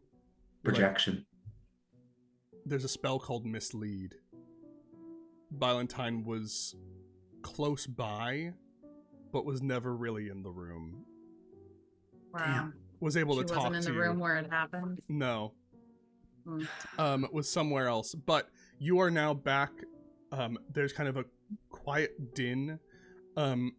As it seems like a few of the people, like the people out front are being let out, and they seem like they're having a great time. Like, just you've been like kind of focused on what's going on with Gulzog, but now some people are just like, oh, lovely party, as they're like walking away. That weaselly little. Mm-hmm.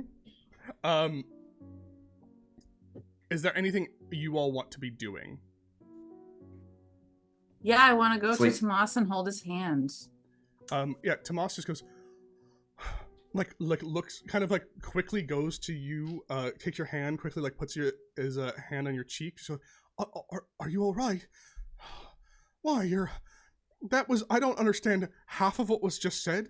All I know is that your eyes are sparkling like fucking diamonds, and that is Aww. and I make out with him immediately. No, oh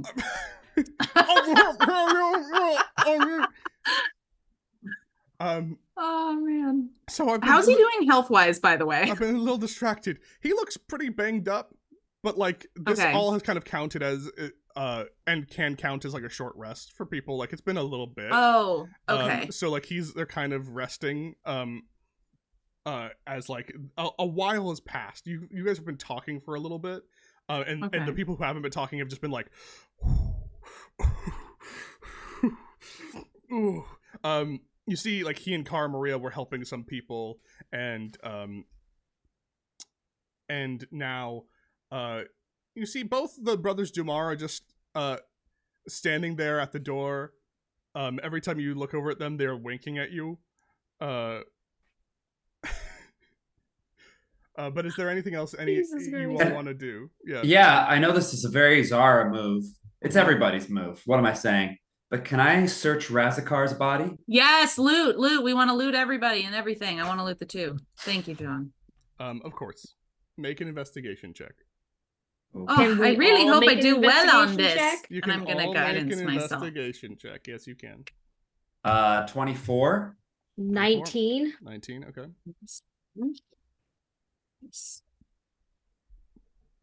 Oh, very cute. What'd you get? 25. 25. Okay. So, what you find on the two, I'll say this, on the two, you found your wallet already. Right. You find various other like trinkets and such, different images and representations of other people, kind of like other visages that maybe the two had stolen over the years. Whoa. But it's kind of like, to you, they appear in some ways as like junk in a little bit, but you know just from what they are that they're not junk, that these are someone else's most important thing that they lost, you know. The two itself, though, traveled pretty light, but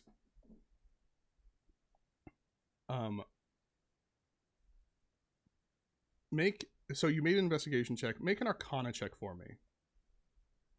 Oh. Okay. 7. 7. Okay.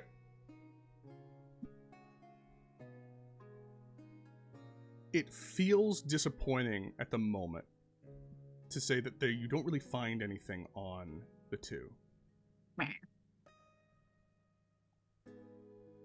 Other than these pieces of paper, you don't find anything right away. We'll come back to that, though, at some point, maybe. At some point, maybe. What does that mean? We'll see. You'll see. Okay. I'll the take Arcana all the check- pictures with me then. Yeah, the Arcana check is just very low. But on Razakar's body, obviously you already took devil horns from him. Razakar has like a nice rapier. You find a note in his pocket. That's says like left book, top shelf, cookbook, Feywild. Seems to be some kind of you would kind of get I run upstairs. I run upstairs. I run upstairs to his room. You guess pretty quickly, Zara, that this is like essentially a thieves' cant kind of way of like this was him having a note of hiding something there specifically, something that you might have missed. But also you find something that is very clearly magical. Ooh. And it is a small hand mirror.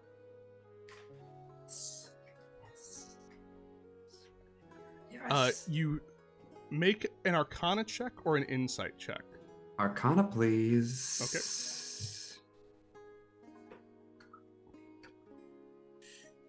21. 21. This, you look at the mirror itself, and you see into the mirror, this little hand mirror is like, you look into it and you see yourself, but also beyond yourself, you see this like, what looks like an infinite void of fog and mist inside of it. This is a very powerful magic item. A very powerful kind of mirror. And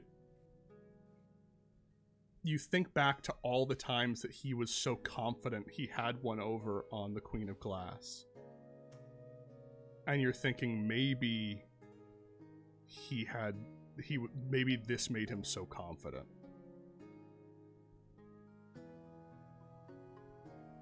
As this is not just a mirror, this is like a really powerful mirror. If you want to know exactly what it is, you can obviously identify it, and later I'll tell you. But I'll tell you now because it's fun. This is Okay. One of my favorite I'll just items, identify it. but shrunk down. It's called the Mirror of Life Trapping, and it is an insane read. I'm not going to read it all here because it's an insane read, but essentially, it's an extra-dimensional prison inside of a mirror. I know about 0 of this, by the way. I'm somewhere else. So you can use an action to speak its command word. Any creature than you that sees its reflection while within 30 feet of it must succeed on a charisma saving throw or be trapped along with anything it's wearing. Yeah, once it Sounds like it's made for the Queen of Glass. Once it has been listed, it is the Phantom Zone, yes. Once he died, there is no ownership of it. The command word is still out there. You may be able to find it in his, in his room, but that's why you didn't immediately have to make a saving throw for it. Because it's not. Yes. Sorry. As someone who's raided his apartment twice. Can I roll like a history check to Yeah. see if I came across this one? I don't know why I chose history. It's not great. Make a check anyway.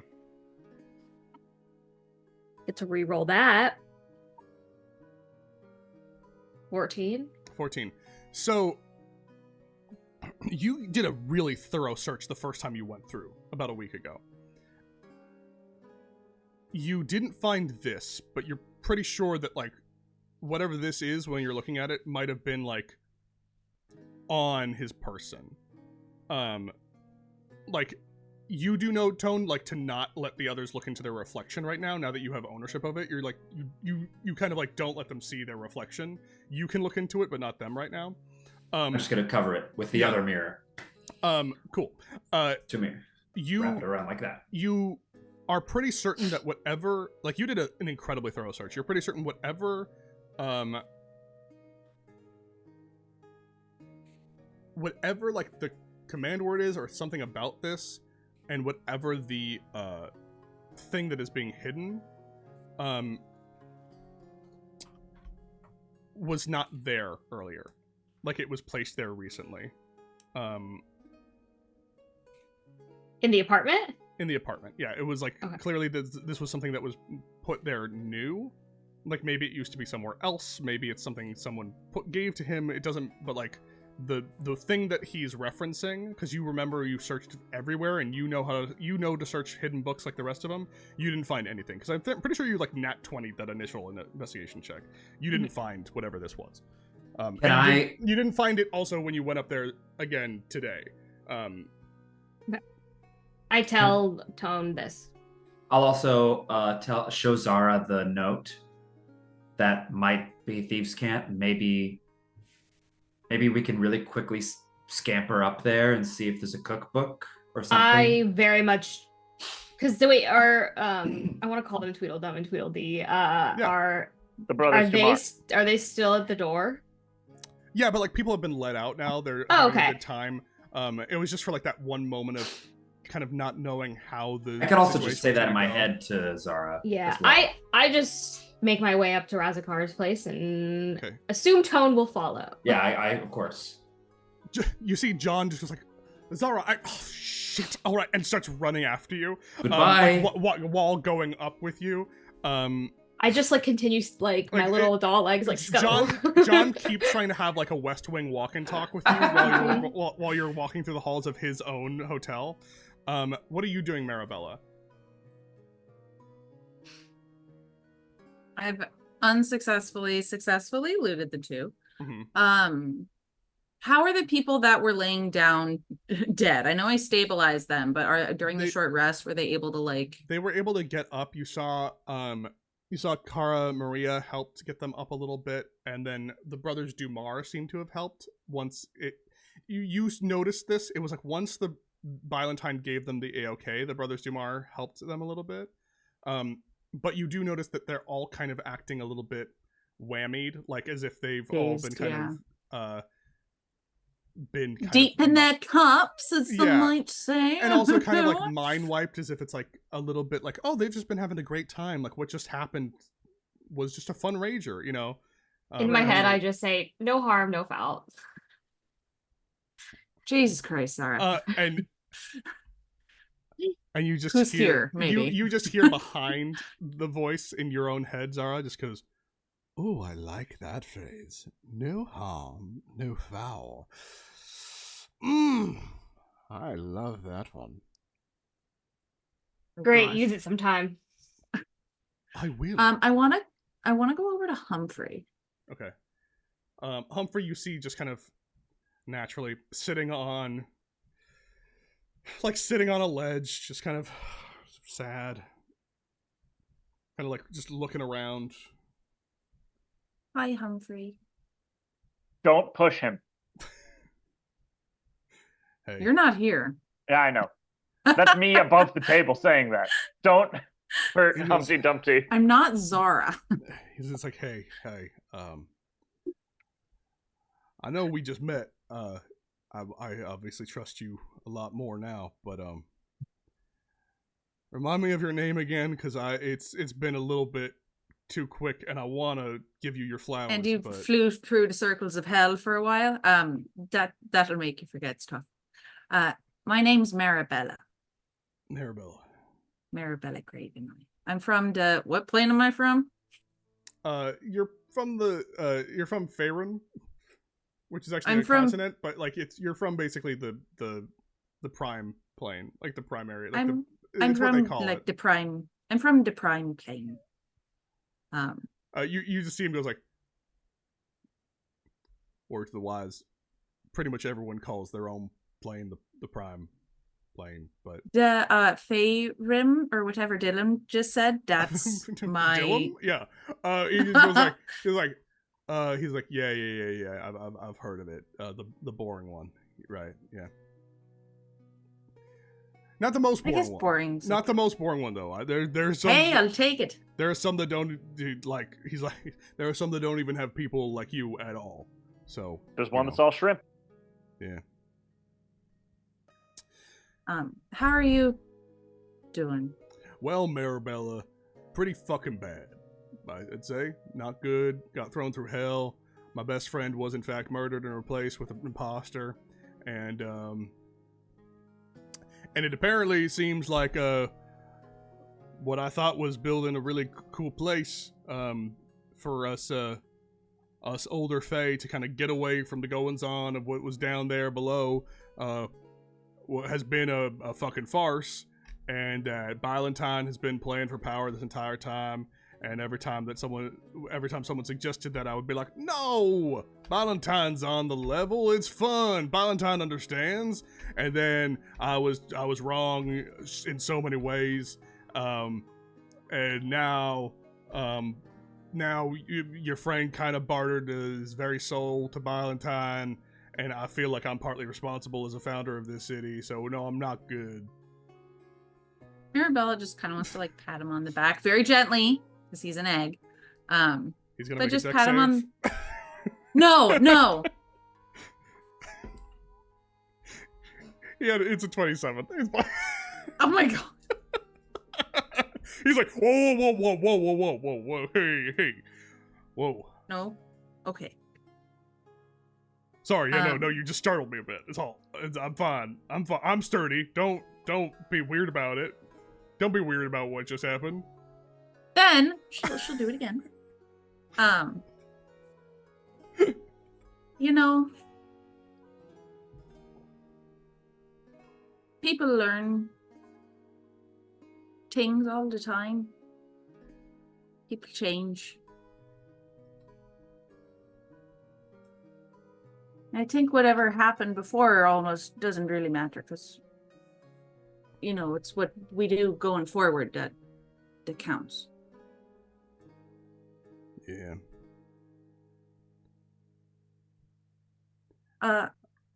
I don't know where we would have been today without you and your help, honestly. I think more of us would have been down, to be perfectly frank. But I just want you to know that we're your friends. And if you in the next day or a few hours or something get any ideas about what you do or what you'd like to do or what you think might be a good idea, we're all ears and would be happy to help. Like, oh, don't you worry. I think have command over the Modrones of this city. Bylantine probably will be able to charm most people, but not the Modrones. And I'm going to have them searching every fucking place I can think of for whatever weapon has been put here. Again, I think the parade float might be a good place to start. His parade float. We're going to start there for sure. Mm. Can I ask, before I got 1,000-yard stare hurled through hell, I was seeing you take it to that imposter, and I thank you for killing them. But I don't think you did it for me. Is it too much No. to ask about your history there, or is everything okay? Are you good? I feel like a weight has been lifted off my shoulders. And she's gonna pull out the picture of her mom Mm-hmm. and show him. She's gonna say, "That's me mum. See, when I went to the carnival when I was a child, I lost this. And I thought, oh, I can't remember me mum's face. It's probably because I haven't seen that picture in a while. But it turns out the two stole her face from her grave and used it for whatever nefarious purposes served them at the moment. I've had dreams, I've had visions full of blood, terror, screams, never really knowing what was the cause. The two was trying to make me think my mom did something horrible, but she didn't. It was the two. And that's been my monster. And I killed it. And now I have to put him to rest. Do you guys have a good, like, burial ground here? I know that's a weird question, but... Even after all that, you're gonna lay him to rest. A body's nothing but a shell. So what's inside it that makes it good or bad? Humphrey just, like, looks down at his own Oh, shell. fuck, he's an egg. And it's just like... Body is nothing but a shell. And I'm determined to be a good fucking egg. And he jumps off the ledge. But you see him, like, genuinely start crying a little bit at your story, and he looks at you and just goes, I know you don't know fully or understand, but I feel partly responsible, not because I knew what the two was doing or anything like that, but just this place used to be fun. This place used to be, in all honesty, when Zabilna made it, I was there. She wanted it to be a safe haven for kids who were forgotten by the world. She wanted it to be a place where they felt loved and safe and like heroes for a day or two or a week.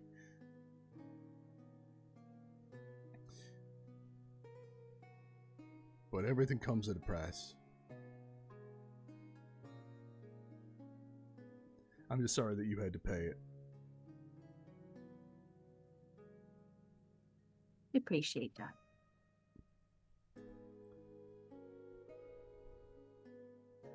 She was a friend. And, I've tried to run from it for a while, but, I think she's in pain. I don't think that she's in a restful sleep. I did get... Let me double check the... did get kind of a tip about how she might want to be put to rest instead of being woken up.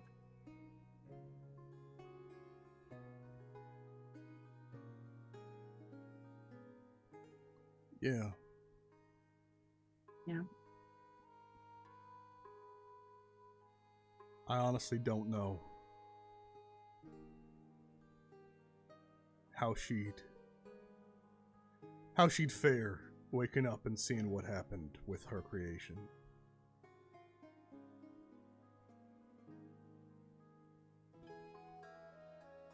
But if you can, if all goes well, I don't know how, but I believe in you. Just make sure to ask her what she wants. And have it be a joyful end. You have my word, Humphrey. And he just kind of like slaps his face. He goes, but you see these scars, and like you see these scars, and you see like all the like the gold like the gold kitsugi that like kind of like is joining him like around the eggshell. Like, you know what this means? It means that I have fallen and I will be unbroken. I am unbreakable, and they will not fucking break me. This is just another fall. And he gets up, he's like, I gotta get to fucking work. And he walks over, kicks Razakar twice more. Like, he kicks Razakar once, goes back, kicks Razakar. I love Humphrey so much. And then, Humphrey for president! And then as he's walking by, you just see him, you see both the brothers Dumas just go, oh, hello, Humphrey. We did right by you, just like you said, right? And he just does a double uppercut right into their balls, just to like, as he walks out. Beautiful. It like just like, and then you just see them double over in pain, Marabella. He just goes like, just like he asked, right, brother? Yeah, just like what he planned it. That was totally what we wanted to happen. As Tomas comes walking over towards you, but we'll go back up to the crew walking through the halls. Amazing. You see, John is. Oh, I tell him he can meet us at David's. Also, blah blah blah. Yeah. You see, John is like rushing behind you, just like, Zara, I understand, but we're running out of time, and I need to ask you something that is not. And he just like, it's not. I feel weird about it because I have to ask you this, and it's not very kind of me to ask you this, and it feels unfair to ask you this, but I do have to ask you this. Look, I'm gonna be real with you. You keep saying we're running out of time, and you just won't say the thing that you need to say. So I say just say it. And then Zara won't care. Zara won't care. Just say the thing. I promise. You're wasting your breath. Michael. And Michael just goes, go on, like, because Michael's running behind, just goes like, go on, John, just tell her, it's fine, I understand, you can just say it, be honest. Like, Zara, and you're like going up, because it's at the penthouse, and you're like rushing towards up there, and he goes, Zara, I need you to kill my sister. Oh, okay. Great. You hear Thicket just go, I told you she'd be fine with it. He's like, really? And John just kind of is taken aback. Really? There is more to it than just that. But there's more to the thing. But you'll just. I'm asking you to take a life. Can I insight check Zara? Well, yes, of course you can. But you see that he just goes like, I'm asking you to take a life, and I don't know. This won't be in the midst of battle. That she will be, of course, willing, but will be defenseless, and that's fine. I mean, if she's willing, yeah, why not? He just goes, this is not how I thought this conversation was going to go. Thicket just goes, yeah, that's pretty par for the course. You should know, with conversations that you have with me, Zara's pretty much my mentor. But, of course, sometimes the student surpasses the teacher. Yeah! Throws a dagger directly at you. At me? Yeah. Fucking Thicket. a 7 goes absolutely wide. As you are still walking up towards. All right, Zara, but there are more things that I have to ask of you, and there's reasons why it's going to be you. Are you still you sure that you want to have these conversations while we're doing this? While I have time, yeah. Oh shit! All right, you guys get up into the penthouse, and he's like, "All right, fine, Zara. I need to ask 2 things of you. All right." In addition to the one you just asked, or that's what I'm saying. I said it was going to be hard, and I just needed to get the thing out first of what I thought was the harder thing. But maybe actually now Thicket was probably right. The harder thing is that I'm going to ask you to give me something. Is that the harder thing? Probably, yeah. I don't like giving things up. Oh, that's not happening. Great. That's not great. No way. Wonderful. All right. So here's the thing, and this is why I knew it was unfair to do so. All right. The Lollipop Guild has taken over my homestead. They have invaded my spaces. I've been run out of the Pillow Fort. I've had to get to someplace secluded. They have become ravenous. They will stop at nothing to get to who is it, to tag them back. You hear in the back of your head, now we're talking. He wants you to play the game, Zara. Don't you understand? He wants This is you just to in play my the head. game. Yeah. He can want all he wants, but I don't know what to say. This was going to be a plan that I thought we were going to have to ask of you very simply, but it's all happening very fast. We are getting reports of why things are heating up so vehemently. We have boots on the ground, people talking to us. It seems that the youth is allying with the Queen of Glass, that they are going to strike at the same time. Your friend, Griselda, is helping as much as she can. We just got word from a horrifying flying monkey, actually, that this was all happening. It had a little collar on. It seems to be a very good friend of hers now. She seems to be very good with animals. The main point is this. My sister, after killing you, became it. We've discussed this. Uh-huh. We need you to become it. Again. Okay. Okay, so that's why you want me to kill her. Okay. For 2 reasons, actually. The only way that we're pretty certain that we can confront the youth is if myself, my brother Michael, and my sister Wendy all confront him. As ourselves. Wendy needs to be resurrected back into her own body. But that can't happen unless she's dead. Okay. We need you to kill her. We need you to become it. And we need you to tag the cat back so that the game ends.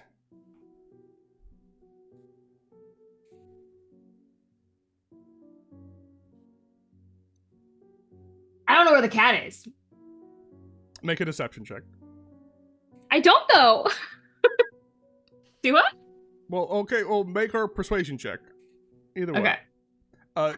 Tone, you can still... I want to make a deception check. You can now be looking around. And you can easily find it because you find, like, where you go to where the book is. As this conversation is happening, you hear it all happening as John is, like, breathlessly trying to explain this very complicated thing to Zara, who is Zara. Okay, if it's deception, it's a 9. If it's persuasion, it's 5. Okay. So either way, it's not good. Do I need to do investigation, probably, or something? Oh no, because you have like where it is, you can just kind of go and pinpoint it. Okay. He just goes, Zara, my sister has told me, and I've heard reports of what this is like. It seems that the cat is obsessed with you. Yeah, I know. I don't know if you know where they are, but it is very clear that they are not in their right mind when talking with you. It's very clear that they are usually very good at the game, and you just hear in the back of your head, "Watch it, old man. I'm still quite good at the game." Can I insight check that? Mm-hmm. What? These rolls, I haven't rolled above a 10 all night. Jesus, 13. 13. You're at a point with the cat where you almost tune out how braggadocious they are about everything, and it doesn't ring as hollow or true or false. It just rings as the cat being bullshit, in your mind. It's our best guess, but the main thing is this, is that my sister, while she does have some magical capabilities, we can't have the Lollipop Guild following us while we go confront the youth. We're already walking into danger. Okay, so the issue here is your sister is currently it. She can't tag the cat, even though the cat is, according to you, bad at this game. And I said the cat was bad when it comes to you. The cat was bad when it comes to you. We haven't heard nary a word about where the cat is. The Lollipop Guild is going absolutely ravenous. They have no idea where the cat is. All they know is where the last known it is. They are locked in on that, but no one knows.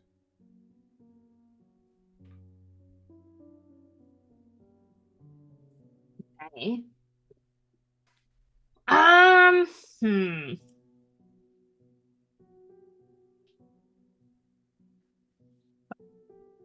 am thinking. Where's your sister now? You just hear Michael just chime in. She's at her hideout.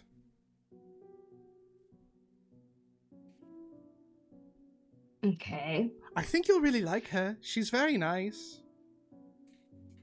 Yeah, I'm also nice, so I get along with other nice people. Cricket just goes, funny.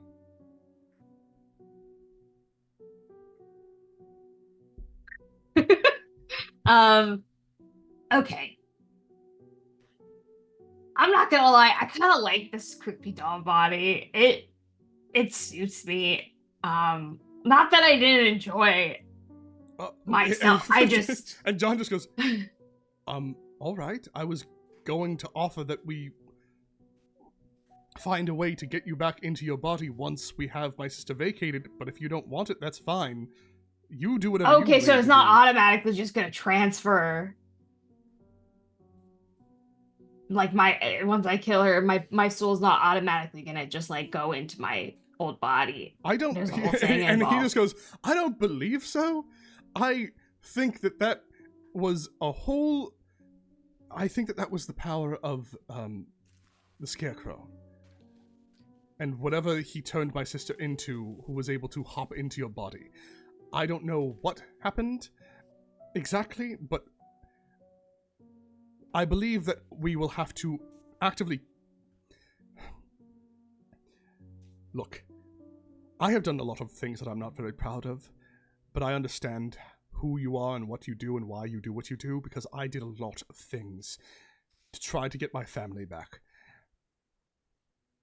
I even locked up your friend, and I am very sorry about that, still very sorry, very sorry.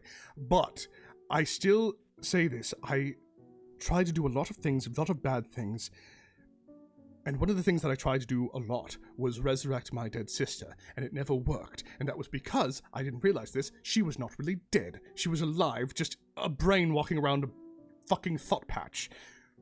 So, she has to die. Okay. Okay. Alright, I'll kill her. Alright? I'll do it. Okay. Why didn't you kill her, though? Because whoever kills her becomes it. Yeah, why don't you want to be it? Oh, because of the youth. Okay. No, I'm catching on. He just goes like, because of the youth, but also because I am not foolish enough to go against the cat. Like I said. Oh, and I'm foolish? No.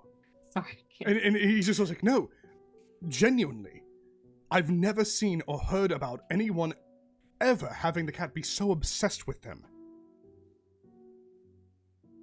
Okay. I'll kill your sister, all right?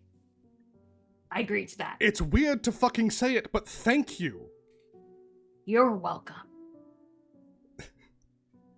This was a weird conversation, and okay.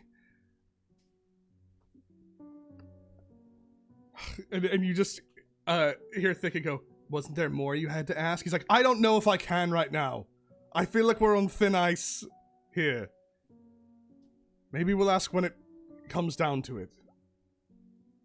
Wait, no, now I want to know. Tone, this is all happening. You're hearing this crazy conversation. You find in the book, like it's a book, and you find it pretty quickly. You find inside of it, a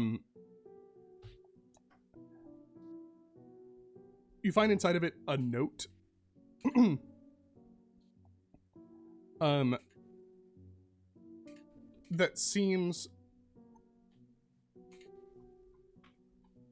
That just says the words, for a peek behind the curtain. I added what you asked for. Are you sure this is the word you want?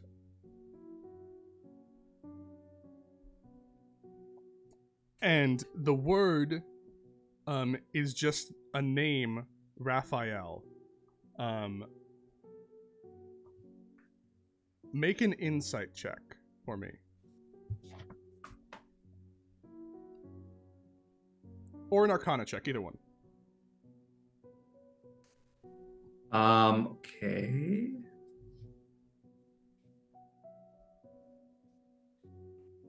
$28 Arcana. 20 Arcana.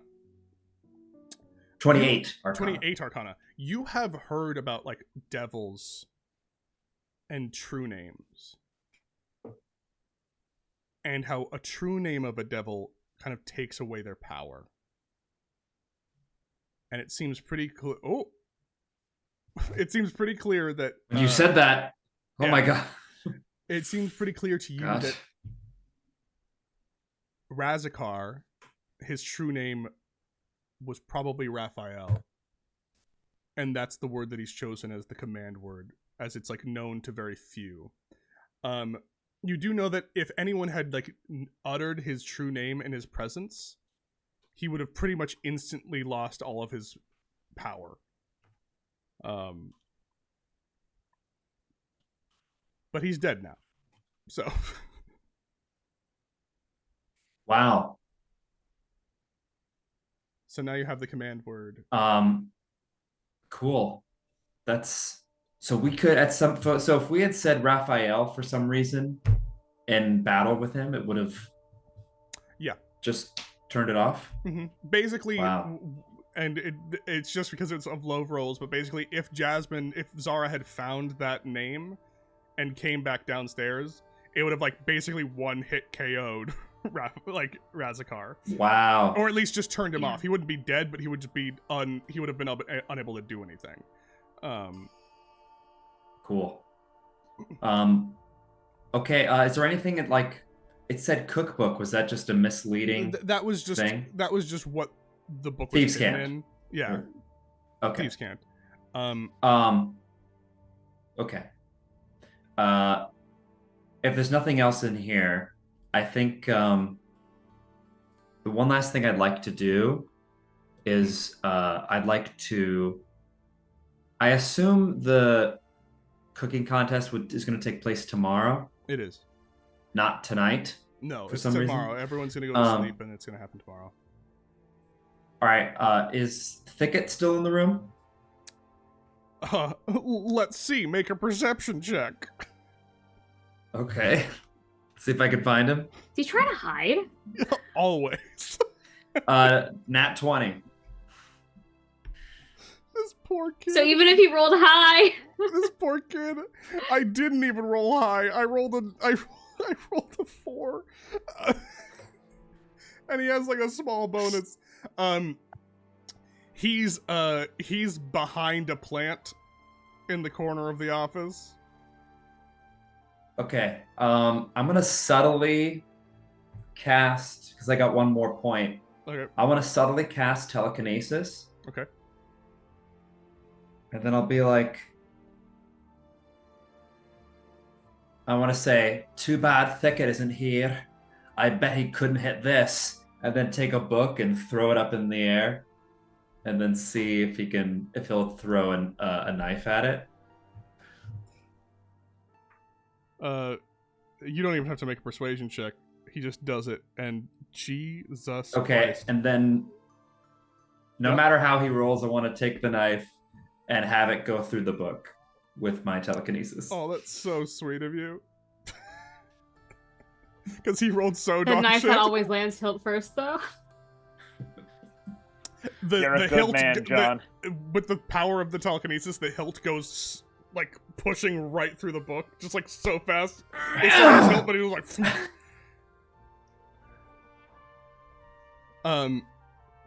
And there's a moment where I'll be like, the cool "Whoa!" facade drops, and you just see goes.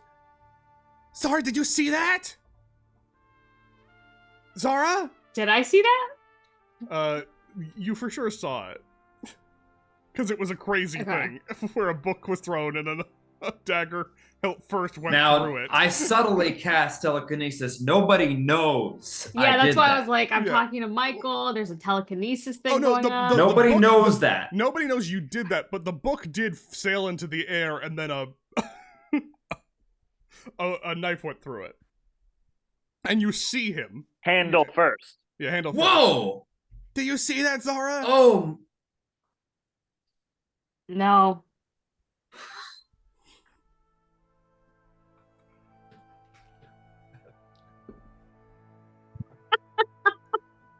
You just see there's like a tear rolls down his cheek and goes, no. yeah, you wouldn't. No. Because nothing that I do is ever seen. No. Oh. Ah! Exactly. Ah! Whoa! I'm invisible. Exactly. That was the lesson. You just see him start crying a little bit. I'm invisible. As he just kind of walks away. I cast invisibility on Thicket. He's now Are you- invisible, crying. But that wasn't subtle. I mean, people would know. I really worry that this campaign is going to end with him killing Zara. You, I you- feel an origin story. you Yeah, he's see, Batman. You see Or the John. Joker. You see John just goes.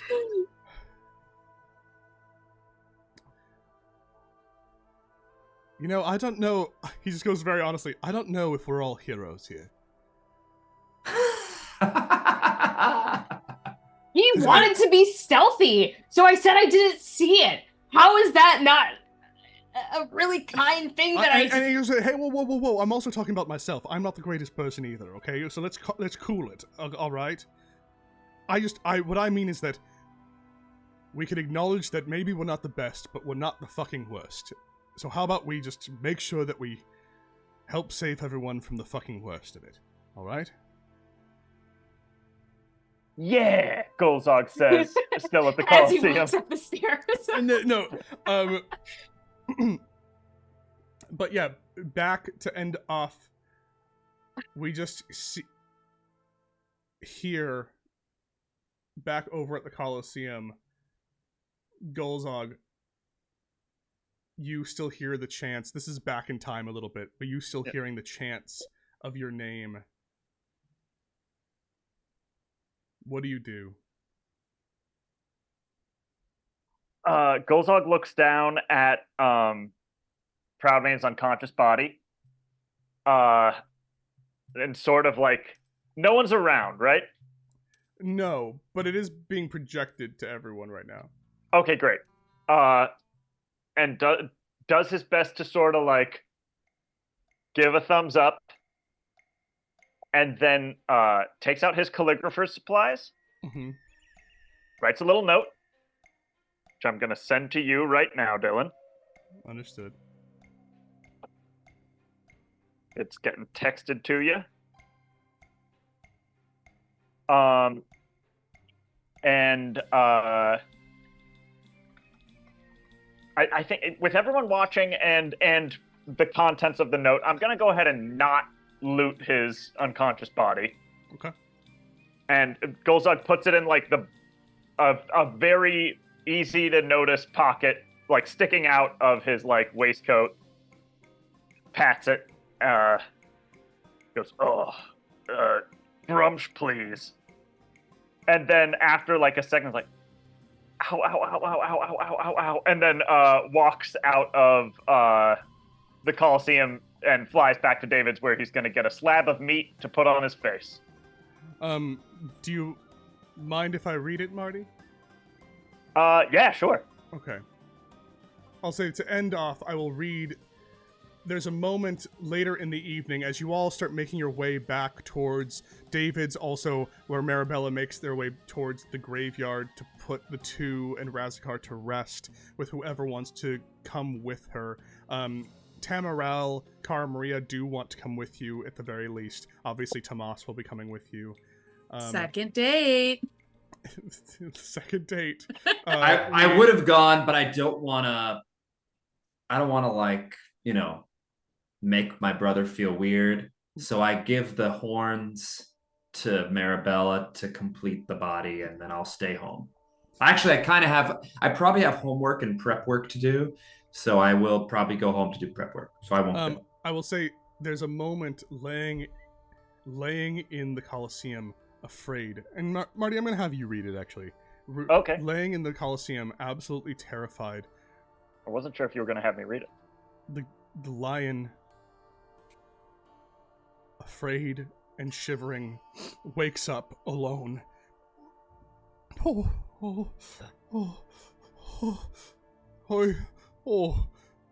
What's this? And begins to read. Mr. Proudmane, I have to tell you, I'm impressed. Even without my courage, you are a formidable opponent. What disappoints me, however, is that you think you have to steal others' attributes in order to excel, instead of relying on your own. I would prefer to appeal to those better parts and make an ally of you. If you have any interest in redeeming yourself and doing the right thing, stand by. A time will come, sooner rather than later, I think, where my friends and I will call on you for help. Whether you fully join us in battle, offer up some of that liquid courage of yours, something else entirely, or simply opt to decline, is totally up to you. I urge you to help us.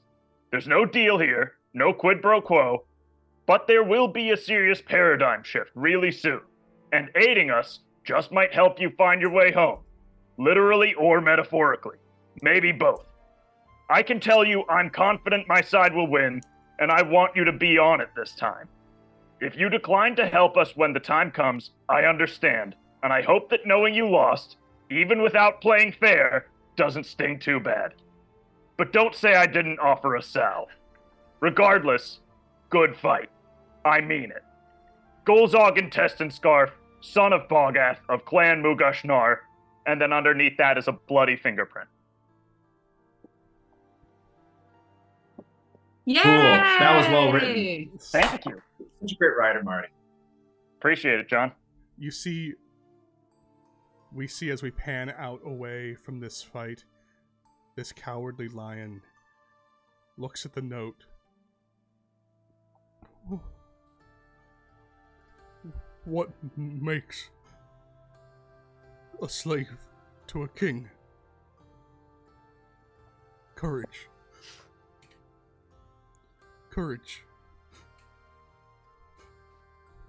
Courage. Gulzog. Gulzog. Gulzog. As we fade out. Thank you so much, everyone, for being here. We will return next time. We will be back with, I believe, the cooking competition for Tone's very soul. And also, whatever the fuck is going on with Zara and the cat and the game and Thicket and John and his sister and killing them and that whole complicated bullshit. We will see you all next time. Thank you so much for being here. Does anyone have anything that they would like to plug before we end for this evening? Yeah, I'd like to plug our podcast. To any newcomers especially, please listen to the podcast. If you like it, rate, review, subscribe, share it with a friend who might like it. Fantastic. It's the main thing we do. If you enjoyed this stream, we crank it up to 11 when we do the podcast. So I hope you enjoy it. And then beyond that, I also will be streaming this Thursday at 4 p.m. Pacific Standard Time on this Twitch. I do the art for Hero Club, and I'll be doing some of that. So feel free to come by. I like to engage with the chat, and you'll see some art. Oh no, I froze! Did I freeze? No, you did. I think I literally... That's the funniest shit ever. Oh my God. I think I looked at Hannah's thumbnail, and Hannah, you were statuesque still. It's like the one time you have not froze, but what I love is that that's the first time we've ever gotten to hear that side of it. That sound the other ever. side, a peek. Speaking of Wizard of Oz, a peek behind the curtain. Yeah. So that was my plug. Okay. Listen to the podcast and come to the stream on Thursday, 4 p.m. Pacific time. Perfect. Anyone else? If you're watching this, you may know about it. There is a Kickstarter going on for our upcoming musical, Cinderella's Castle. If you've already donated, thank you for donating. If you have donated, you can still attend the live streams on Saturdays. And if you can tell your friends, any amount helps, even if it's $5. Getting the number of backers up is also very important, both for visibility and on Kickstarter and for numbers. I saw the set because Paul Gabriel is the stage manager, showed me the set. The set looks expensive as hell, and I know there's probably a lot of people out there who are like, oh my God, we're doing so well, we've surpassed our goal. Every single penny has already been spent because it's a fantasy musical, and Nerdy Prudes Must Die was just jeans and t-shirts and flannel, and this is gonna be doublets and dresses, and it's gonna be very expensive. So thank you for donating, and if you know anyone who might right now. Marty, you are incredible. You are an amazing person. Thank you. So, your word of mouth is also extremely valuable. So, thank you for just being a part of it. I think it's going to be a really great show. So, that's it. Awesome. Thank you so much. And remember, gang, I will follow us on our socials. If you want to support us and join our exclusive Patreon, join our exclusive Patreon and also our Discord. That's a great place too. We have a fun community there. But please remember, May 7th will be our last session. At least that's what we're trying to do, unless something crazy happens. But May 7th should be our last session.